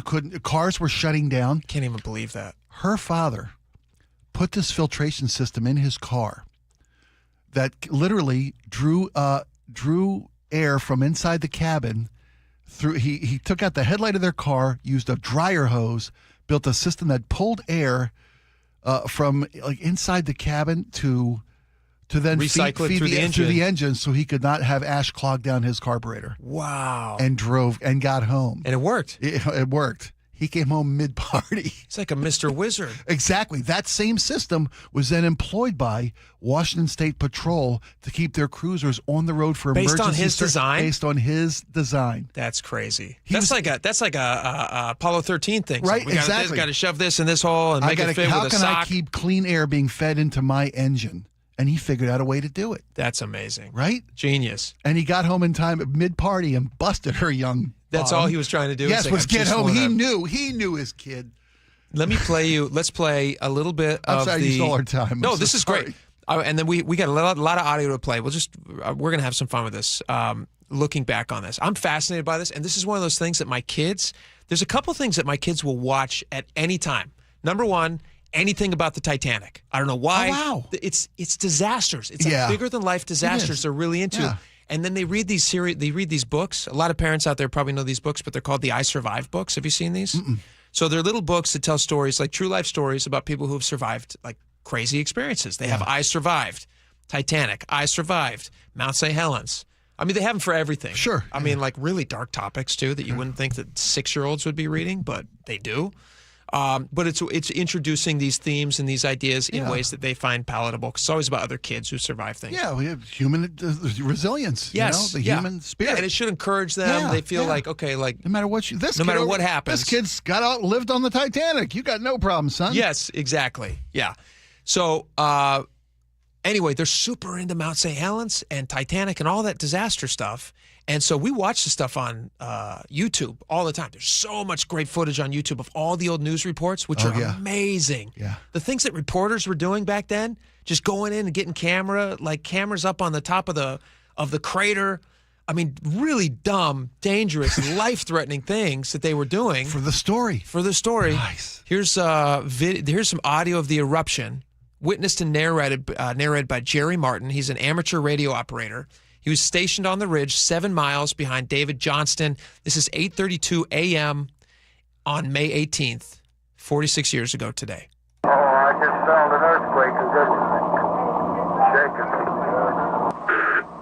Now we got an eruption down here. Now we got a big slide coming off.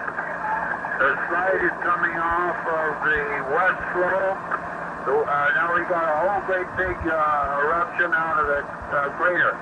And we got another that opened up on the west side, the whole west side, northwest side, that slides down.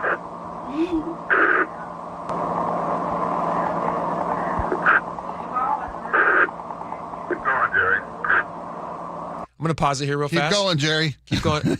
Here's what I want to, just to give the audience context. As this guy is sitting there at one of these like forward camps, this was their only way of reporting on what was happening at the time. He was like some geological survey thing that he was connected to. And wasn't he connected? He was just an amateur radio operator. Like a ham operator? Yeah. Oh, okay. Yeah, he was 7 miles behind David Johnston, who was an actual volcanologist. Okay, that's what I'm But this guy thinking was just an amateur enthusiast. Well, who's he talking to on the other end? He's broadcasting on the radio. Just to other other keep radio going, operators, Jerry. yeah. Okay. Anyway, he's reporting on this and what he's seeing in front of him, because we don't have video footage of this. We have some pictures that were taken, right? Which they have now. Have you guys watched the AI recreations of these? They put the pictures together and show you.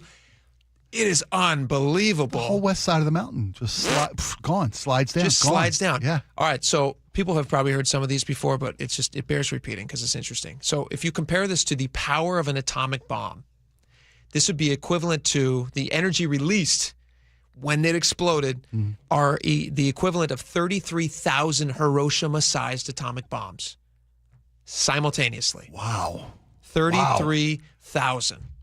Wow. The initial lateral blast traveled more than 300 miles per hour, scorching and leveling 230 square miles of forest in 3 minutes. Yeah, just the aftermath of that, just the entire forest just blown over like matchsticks. Just yeah. Have you been up to Crater Lake? I've climbed Mount St. Helens. Okay. To the rim. Yeah. Yes, I have. It is like being on another planet. It I mean, is. What's amazing, it's actually the moon. It's coming back. Yeah. It's coming back like way faster than they estimated too. They were like, this is going to be, generations, and then pretty quickly they were like, oh, it's actually coming back pretty fast. Not the whole thing, obviously, and still going to take some time, but the Mount St. Helens Visitor Center, for anybody who has not gone up there and seen that, it is well worth your time, because they sit you down and they do this whole thing where you see you see all the lead up and the eruption, and you see what it was. Mount St. Helens used to look like Tahoe. Yeah.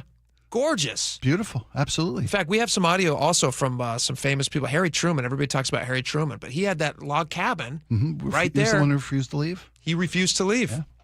Let me finish playing from Jerry Martin, then we'll work our way out to Harry Truman here. Jerry Martin, again, amateur radio guy, reporting what he was seeing as it erupted 8-ish on May 18th, 1980.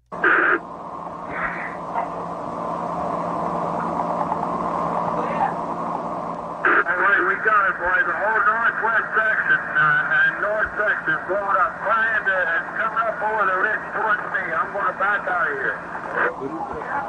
Gentlemen, the camper and the car setting over to the south of me is covered. They're going to get me too.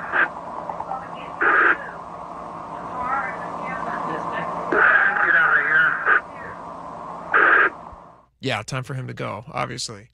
Let's hear from Harry Truman, who we were just talking about a second ago. Spirit Lake, he says, was his home. Here's a little bit of a profile that was on Harry Truman. That the guy was fascinating. What do you think about Harry Truman? That's America. Yeah. He worked his whole life to get where he got to, and if this is how it ends, this is out of my hands. Do you think that he thought his life was actually going to end, though? I mean, I know they're giving him warnings and he's listening to local officials who are saying, but he spent his life up there. He must have felt like, I know better than you. Or do you really think he thought, that's a great question, life's going to end and I want to end it right here? We can never know, but I had never contemplated the whole, I'll be fine. I'm tough. I'm a man of the mountain. Yeah. I'm a survivalist. I can I'm not survive some this. city wimp. I'll get through this. I don't want to, let you guys tell me what to do. I'm not saying that's what he was. Probably was a lot of that. Literally, I don't think it was resigned to this is how it ends for me. But you never know. You never know. All right, here's a little bit on Harry Truman. This rosy-cheeked, cupid-faced curmudgeon is 83-year-old Harry R. Truman. Forever accompanied by a glass of Coca-Cola and whiskey, Harry says he hates to drink, but people drive him to it. There's no doubt the Harry R. Truman Resort That's what I say, too. has seen better days. Those were the days Harry used to hide his profits under a log in the woods. He says he quit that a while back. Last time it snowed, the log and his money were lost forever. Don't bother to bring your own camper or private boat. If you don't like what Harry has to offer, Harry says, don't come. If they live with me, if I like them, I like them. And if I don't like them, they know it. They might just well go someplace else. I tell them if they don't like my apples, don't shake my tree. He always has something to say, and it's frequently a warning to those who think they'd like to take his land away. Harry's battled for years to keep his interest on the lake and keep his sign in place. It's an emblem of me. That damn sign's been there 50-some years. What if you took it down? Well, I'm not going to take it down. Nobody's going to take it down. It'll take me down in a wooden kimono down that road. Backwards when I go down that road, or I'm not leaving. And I'm not going to take my name off of that sign that's sandblasted. I've changed it 5 times in my life, and it's going to sit there till it rots down. And by God, I'd like to see the man that's going to take that sign off that post. It sounds to me like Harry Truman had a pretty healthy sense of cynicism when it came to government. Yeah. And I don't think he was going to be told what to do. I don't think, he probably didn't believe the reports. He was not going to listen. It's my mountain. 83 years old. Life throws a lot at you. And, you know, I understand why he stayed. I get it, especially at that age, 83.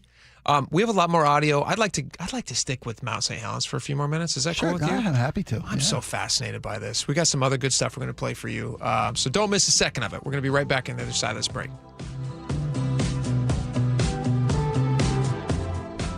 KIRO Newsradio, where you turn for the news you depend on. KIRO Newsradio's Luke Ducey is here with more. 24% of businesses are now thinking about leaving Washington. Traffic. We are definitely seeing some slowing through the S-curves. Conversation. We build it, we produce it, we charge for it. And your Super Bowl champion Seahawks. A one-hander! Are you kidding me? Broadcasting live from the KIRO Newsradio YouTube channel. KIRO Newsradio 97.3 FM. This hour is brought to you by Davis Law Group. How does your roof look after this winter? Justin Shirley, CEO of State Roofing and Exteriors. Spring into action today. Save $3,000 on a new roof, siding, deck, or windows. Call 866-ROOF-ROOF or visit stateroofing.com. The team that gave me back my full head of hair, Advanced Hair, is once again the winner of the 425 Business of the Year. Dr. Parango and his world-class team begin regrowing your own natural hair the very next day. And Advanced Hair guarantees your new hair will grow, just like they did for me. Find out why Advanced Hair is the best of the best. With your free consultation, you'll receive $250 off and 250 free hair grafts. 425-449-8185 or advancedhair.com. 1 in 3 adults has prediabetes. 1 in 3. That means it could be you, your football buddy, your football buddy, or you, your best man, your worst man, you, your dog walker, your cat jogger. While 1 in 3 adults has prediabetes, with early diagnosis, prediabetes can be reversed. Take the risk test at doihaveprediabetes.org. Brought to you by the Ad Council and its prediabetes awareness partners. It started as a puddle. Where? In the shower. Uh-oh. Then the kitchen sink. Started backing up? Yeah. I know where this is going. Clogged up. Right. No problem. Beg your pardon? There's no clog we can't clear. You're Dan. From Apollo Plumbing. This is going to get pricey. How about $83? To clear my drain? Apollo Plumbing clears main drains every day. For $83? 83 or it's free. What's the catch? No catch. We'll even do a camera inspection. Why's that? It's the best way to find the cause of your clog. And it's included? No extra charge. Truth is, we hate clogs. I don't love them. Seen them all. Ew. I promise, there's no clog Apollo can't clear. Guaranteed. 83 or free. Goodbye, slow drains. All it takes is an accessible clean out. And Apollo gets my drains draining again. You call, we come, it's fixed. My heroes. Just doing our job. Thank you, Apollo Plumbing. ApolloPlumbing.com. Wait! Before you change the station, listen to this.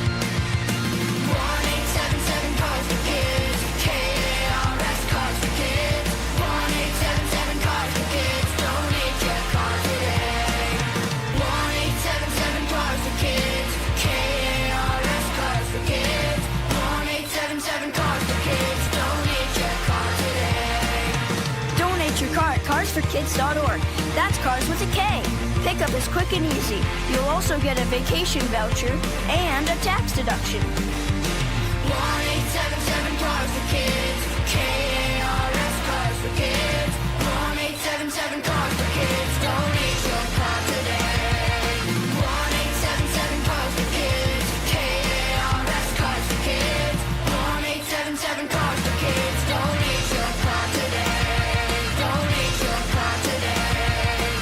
Download to see if you qualify. Not all customers will qualify. Transfer fees may apply. No Albert subscription required. Albert is not a bank. Albert Instant Loans are issued by FinWise Bank, member FDIC. Not an actual client. Terms apply. Kylie, what's wrong? I just got hit with a car repair bill. I'm behind on rent, and I feel like I can never save any money. Have you tried the Albert app? Albert is your financial assistant, helping you find ways to save and create custom budgets to actually grow your money. Plus, you can get up to $10,000 for big expenses, or advance up to $1,000 fast when you need cash right away. Albert can get me up to $10,000? Exactly. Albert spots you in a pinch and helps you grow your money in the long run. I'm downloading Albert right now. Download the Albert app and use promo code QUICK to borrow up to $10,000 for whatever you need. The Albert app helps you budget better and save more money so you reach your financial goals faster. Download the Albert app right now and use promo code QUICK to borrow up to $10,000. Use code QUICK to borrow up to $10,000. For over 50 years, Bucky's Complete Auto Repair has been the one locals trust for fast, friendly service with guaranteed repairs. With 16 family-owned locations and a Carfax preferred badge, Bucky's makes it easy with same-day service and available financing. Visit Bucky's.com. Choke Points with Chris Sullivan. With Choke Points, we try to answer listeners' questions. It can be as simple as a neighborhood stop sign, or it can be as big as the budget for transportation. I don't care. I'll find the answer for you. It's really easy to get a hold of me at mynorthwest.com. We have a direct link there that gets right to me. You can also do it in the app. You can hit me up on the text line. Choke Points, presented by Carter Subaru. Tuesdays and Thursdays on KIRO News Radio 97.3 FM. Stop living with missing teeth. You may qualify for full mouth implants at a reduced cost using your medical insurance. Call South Seattle Smiles today at 206-241-5533 to see if you're a candidate. SouthSeattleSmiles.com. KIRO News Radio 97.3 FM. Northwest News. Now, the latest from KIRO News Radio and mynorthwest.com. Good afternoon. I'm Aaron Granello. A shooting today at the Islamic Center of San Diego is now being investigated as a hate crime.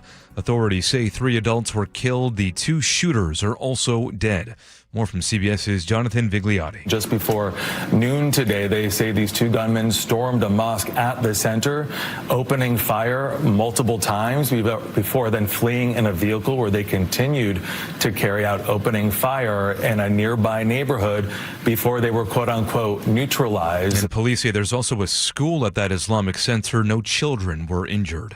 An Auburn police officer is out of jail today after he was arrested last week on felony charges involving a minor. The 42-year-old posted $100,000 bail over the weekend. He was released yesterday. He is accused of felony immoral communication with the minor after contacting an undercover detective. He is due back in court on June 2nd. 4 crew members based at Naval Air Station Whidbey Island are alive after 2 of their jets collided during an air show in Idaho. More from KIRO News Radio's Luke Ducey. Moments after the 2 Navy Growlers collided midair at slow speed and low altitude, all 4 crew members ejected, and the $67 million jets plummeted to the ground in a fiery crash. Former Top Gun instructor Dave Burke tells CBS Radio crashes like this are extremely rare. I think when this investigation is over, those 4 aircrew are going to tell you there was a lot of luck involved. A Navy spokesperson says the EA-18G Growlers were assigned to the Electronic Attack Squadron 129 on Whidbey Island. Luke Ducey, KIRO News Radio. Pierce County detectives say they need your help after 14 cars were left with shattered windows at an apartment complex.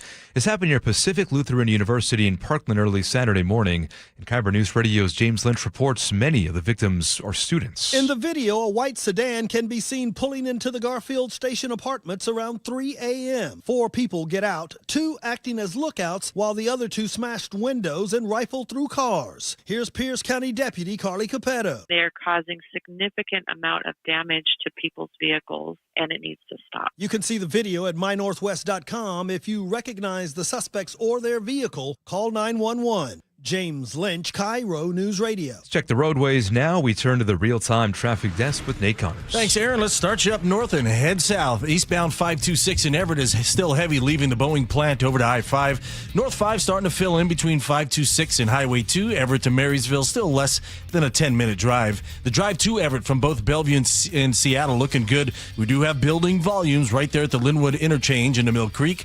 Here in Seattle, South 5, you're backed up in Northeast 50th to the Convention Center. Plan on 15, 20 minutes max coming in from Linwood. North 5, we're bumper to bumper approaching the West Seattle Bridge. You'll clear out just past I-90, and then it's bumper to bumper again approaching 520 across the Ship Canal. 25 minutes to get through all this. South 405, we're now slow from South Bellevue all the way to the Renton Landing. Bellevue to Renton pushing 20 minutes. Southbound 167 now packed from State Route 18 into Sumner. And a reminder today, the eastbound 18 ramp to eastbound 90 is closed through early tomorrow morning. I think they're going to try to reopen around 4 or 5 Tuesday morning. Eastbound 18 is still open, but you'll need to exit westbound 90, turn around at the first exit in Preston to get on eastbound 90. KIRO News Radio, real-time traffic. I'm Nate Connors. Thank you, Nate. For your forecast this week, looking pretty good. Just partly cloudy skies today, a few sprinkles tomorrow, but highs will be in the mid-60s for a few days, and then low 70s Thursday and Friday. Right now, 64 degrees in downtown Seattle. I'm Aaron Granillo, KIRO News Radio. Your best source for local news. You're listening to KIRO News Radio, Northwest News. All right, welcome back to the show. We are continuing our look back 46 years ago today, May 18th, 1980. Mount St. Helens erupts. We were just playing you some audio of Harry Truman, who became like a local legend. Folk legend, yeah. Folk absolutely. legend for his refusal to leave his property on Spirit Lake and ended up dying in the resulting Mount St. Helens eruption. I think people who live near the mountain, or because we have a lot of folks who live constantly in what's a potential volcanic blast zone. Sure.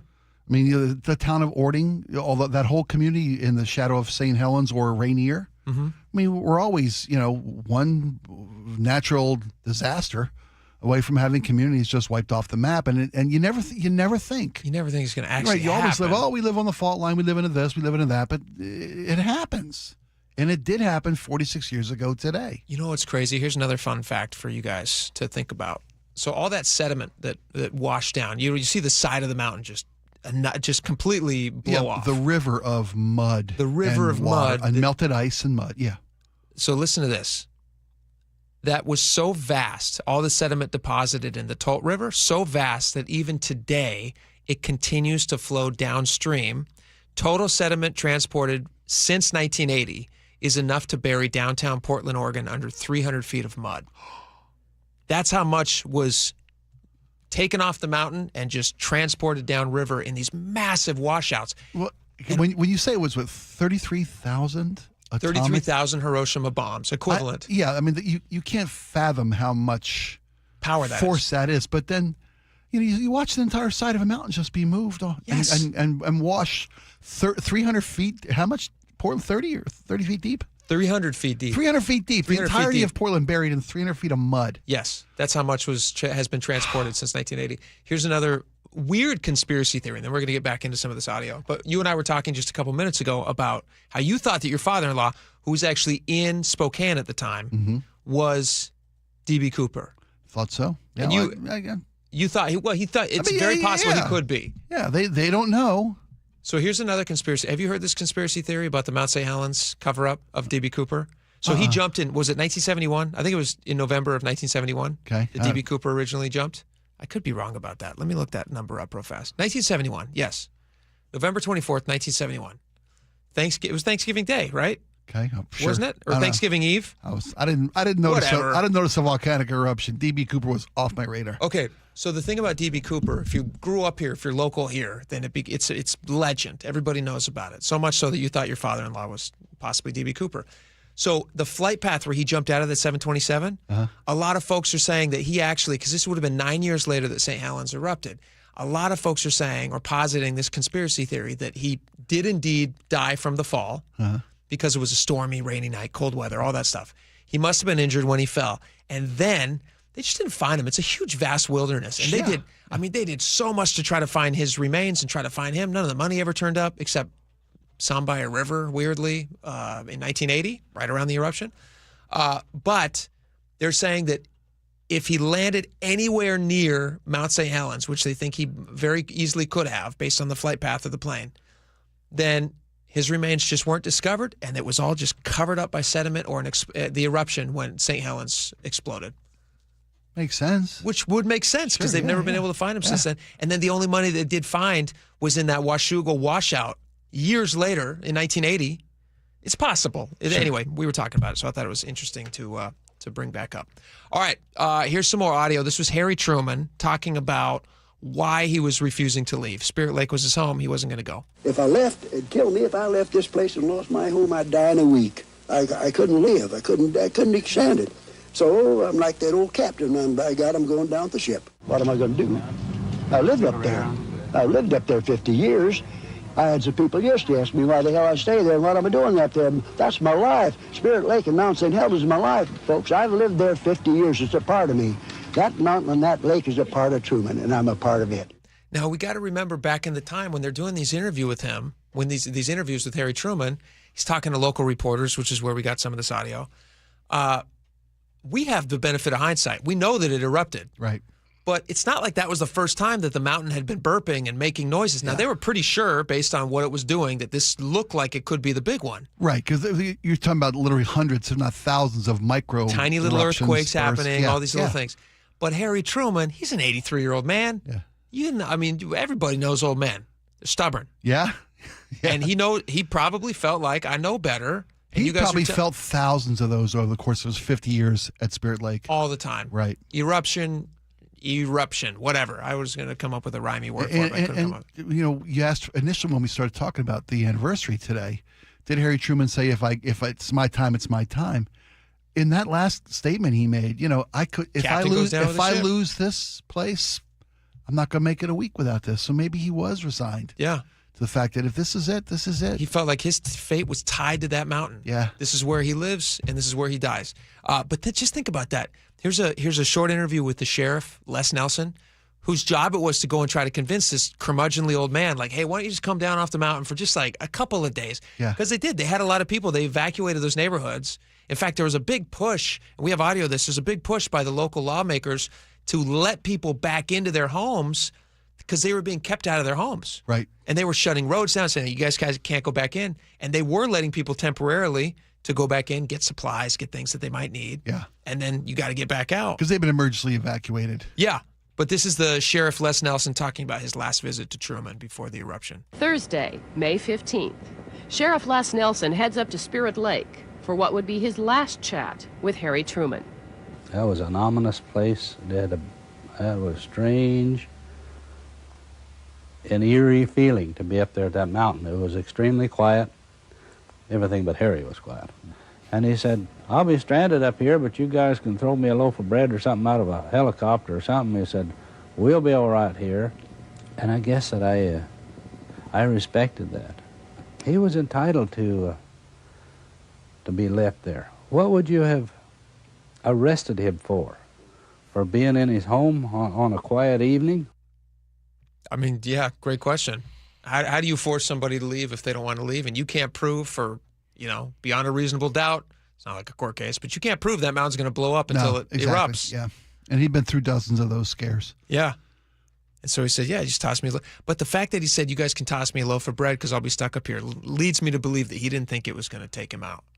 That he thought, I'll survive this. It'll be bad conditions, but you guys can. I may be cut off, but I'm a tough guy. Yeah, I'll survive. The whole thing was just wild. I mean, looking back, I can't believe it's been 46 years. I still remember driving around as a kid, and my parents said, hey, look at that like big giant hill of dirt. That's ash. Yeah. They had to clear a road through that ash because it just covered everything. And to think that it seems impossible to me that could happen again. And yet, we live in the shadow of the mountain. In the shadow of really active volcanoes. The largest on the continent. Does that ever scare you? Do you ever think about it at night? No, I don't. Our band played a gig down in Ording once, And those folks are like, whatever. Yeah. If it happens, they're very Truman-esque. If it blows, it blows. You can't let it dictate your life. You kind of, just like that sheriff, I kind of respect it. Kind of respect the fact that, yeah. Just going to live your life. I like it. All right. We got a lot more coming up. We got text messages, lots of great stuff. Stick around. We'll be right back.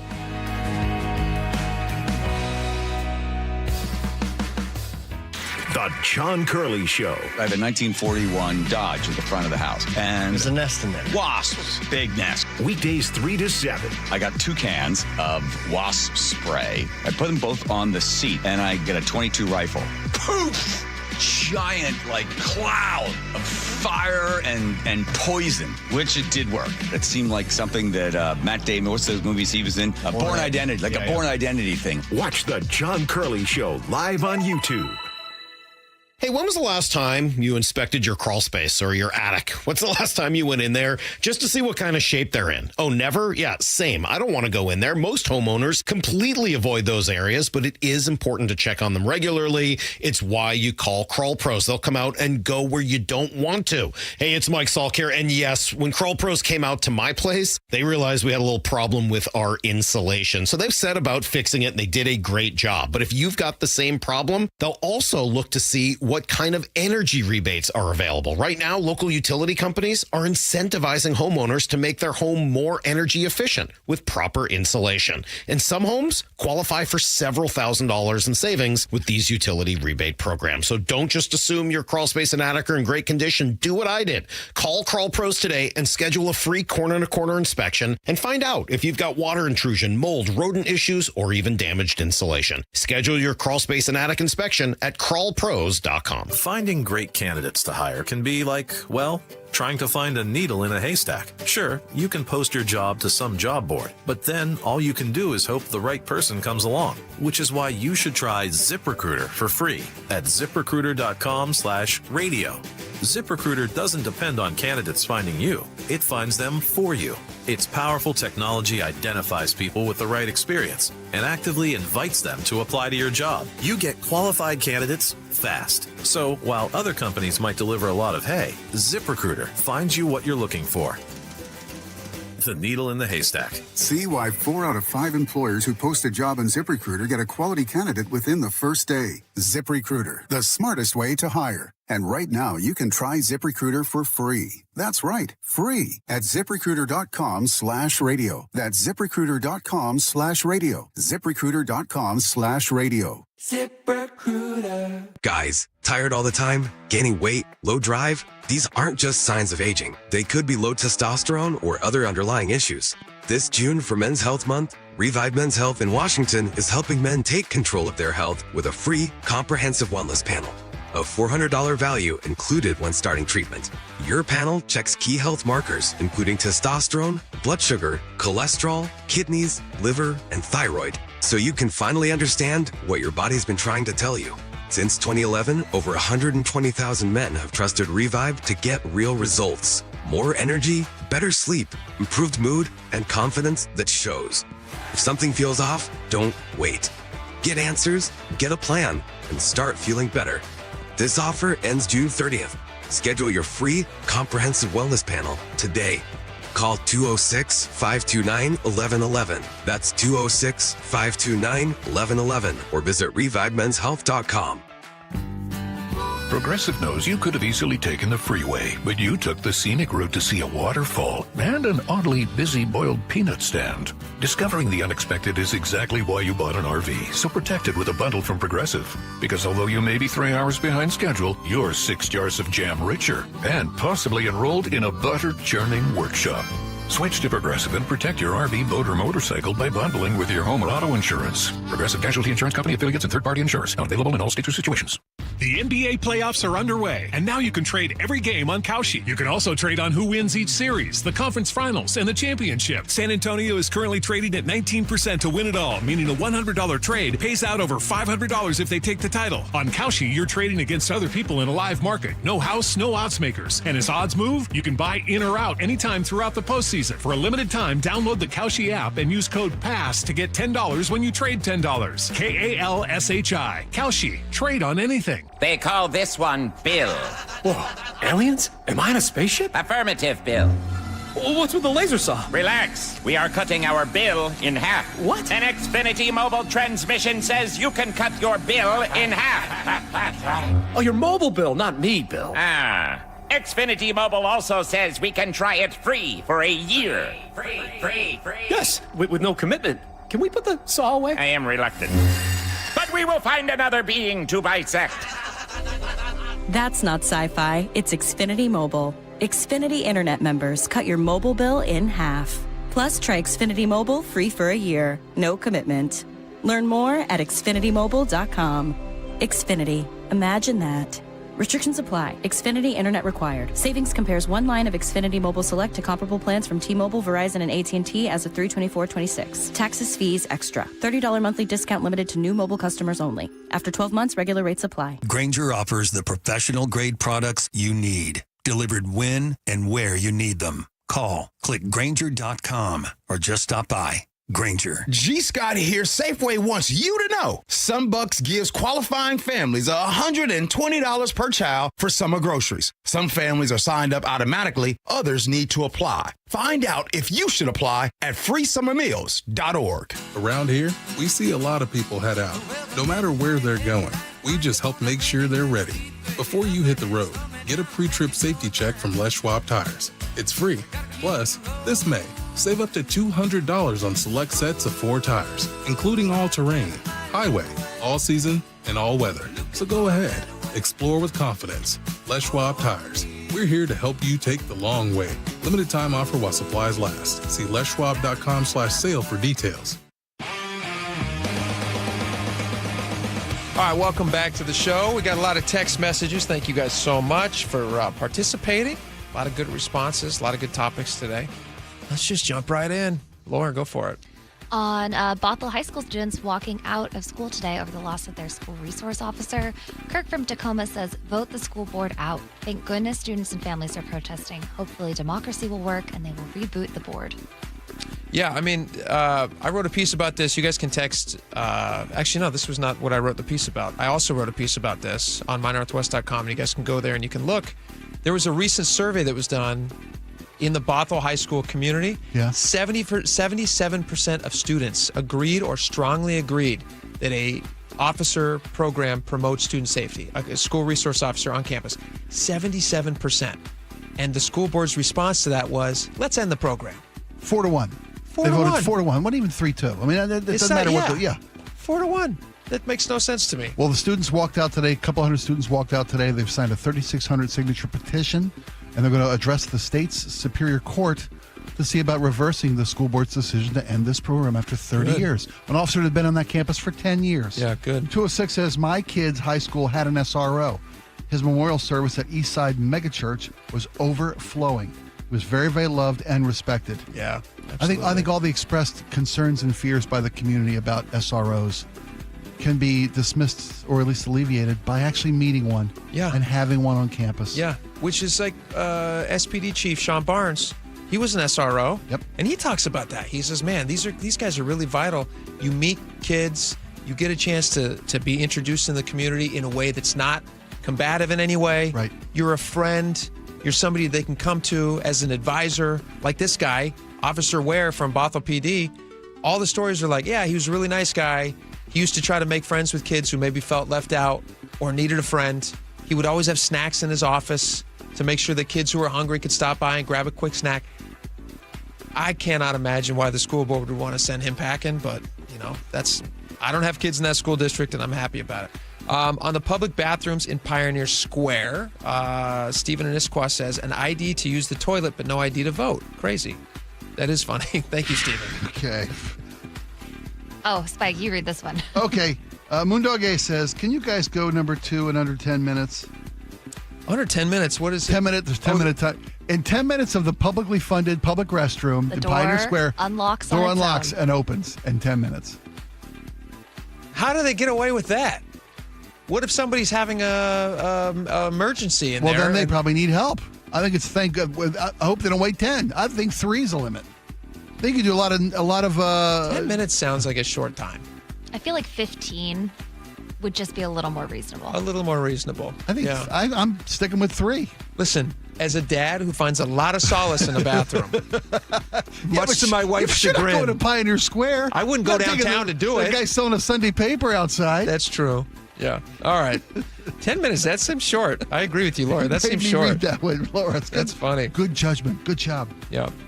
Go for it, guys. On Sound Transit 360 says, talking about kicking the can over multiple generations. From the get-go, they should have had pay gates. The honest system don't work here.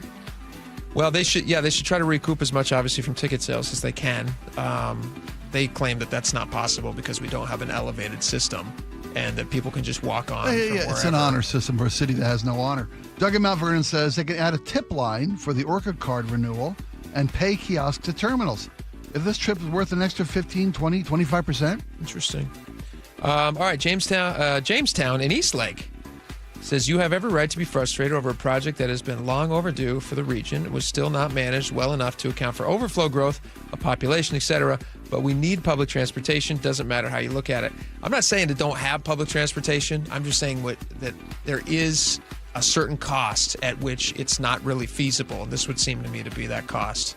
If they tell us it's going to be $53 billion, but the actual cost is closer to $200, and they're saying now that they're going to have to take out 75-year bonds just to help pay for it, clearly something's not working. But yeah, I'm not saying get rid of it. I'm just saying maybe stop it where it's at right now and just call well enough alone. All right, let's get to the Mount St. Helens eruption stories because we got some really good ones on the text line. Tacoma Ray says, oh my gosh, I love this topic. I was a freshman in junior high spending the night at my friend Brian Huffman's house. When we woke up in the morning, it was still dark out, and when we opened the window, it was like we were on another planet. There was no color. Everything was covered in ash and black and white. One of the weirdest, most surreal experiences I've ever had in my life. Oh, what a great message. Thank you, Tacoma Ray. Can you imagine going through that as a junior hire at your friend's house? Wow. It would be the most exciting. Mrs. Joey says, my dad was a part owner of and working at a paramedic in Mason County. He had to go buy nylons and put them somewhere on the engine of the 3 ambulances to filter out ash. Just like your father-in-law figured out. Yeah, smart. Kathy and Burien says, brother, sister, and spouses were in the family cabin at White Pass. They drove with the car door open, staring at road markers as best they could to get down in the dark.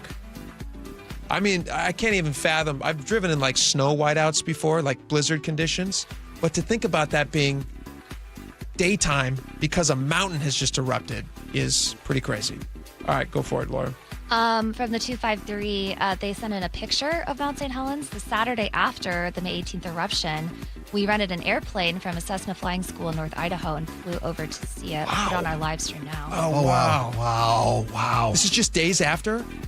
Days after. Wow. I'm surprised I don't think I'd be that brave. Yeah, I'm surprised they were even allowed to do that. That's crazy.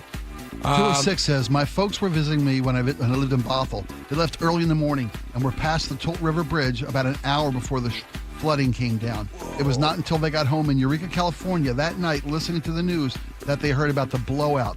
They didn't listen to radio in the car. Totally lucky timing. So they were just like driving ahead of it. Yeah, just ahead of it, oblivious. That's crazy. All right, thank you guys so much for all the messages. Super interesting. I hope you guys have a great rest of your day. John Curley's coming up next. Enjoy the sun. We will be back here tomorrow. We'll see you then. Bye-bye.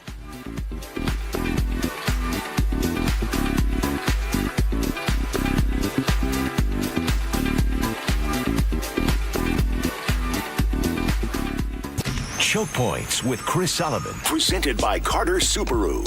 Apparently $15 isn't enough to get the results that the state wants. Your drive to work could be getting a little more expensive, especially if you use the Good to Go system. Toll rates could increase on 167 and 405. I'll have the details on Seattle's Morning News on Tuesday morning. Get all of Sully's Choke Points at mynorthwest.com and the KIRO Newsradio app.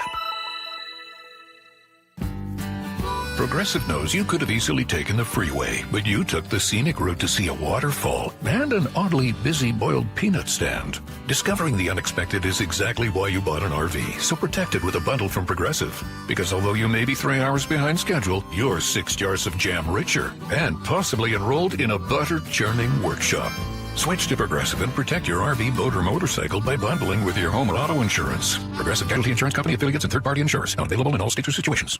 The NBA playoffs are underway, and now you can trade every game on Kalshi. You can also trade on who wins each series, the conference finals, and the championship. San Antonio is currently trading at 19% to win it all, meaning a $100 trade pays out over $500 if they take the title. On Kalshi, you're trading against other people in a live market. No house, no odds makers. And as odds move, you can buy in or out anytime throughout the postseason. For a limited time, download the Kalshi app and use code PASS to get $10 when you trade $10. KALSHI. Kalshi. Trade on anything. For over 50 years, Bucky's Complete Auto Repair has been the one locals trust for fast, friendly service with guaranteed repairs. With 16 family-owned locations and a Carfax preferred badge, Bucky's makes it easy with same-day service and available financing. Visit buckys.com. At Fisher Investments, we may seem like other money managers, but we're different. What makes you so different than the rest of us? We ensure clients receive unparalleled service at every step of the relationship. Tell me more. Our investment counselors focus on service over sales, prioritizing clients' needs. How do you make money? We don't sell any commission-based products. We have a simple management fee based on the value of our clients' portfolio. So we do better when our clients do better. What about client portfolios? We get to know each client, their finances, family, health, lifestyle, and more, and then we tailor a portfolio based on their specific goals and needs. Your clients really come first then, huh? Yes, we make them a top priority. Our goal is helping them achieve a comfortable retirement. Wow, maybe we are different. At Fisher Investments, we're clearly different. Learn more at FisherInvestments.com. Investing in securities involves the risk of loss. The team that gave me back my full head of hair, Advanced Hair, is once again the winner of the 425 Business of the Year. Dr. Perungo and his world-class team begin regrowing your own natural hair the very next day. And Advanced Hair guarantees your new hair will grow, just like they did for me. Find out why Advanced Hair is the best of the best. With your free consultation, you'll receive $250 off and 250 free hair grafts. 425-449-8185 or advancedhair.com. Missing teeth? You may qualify for full mount implants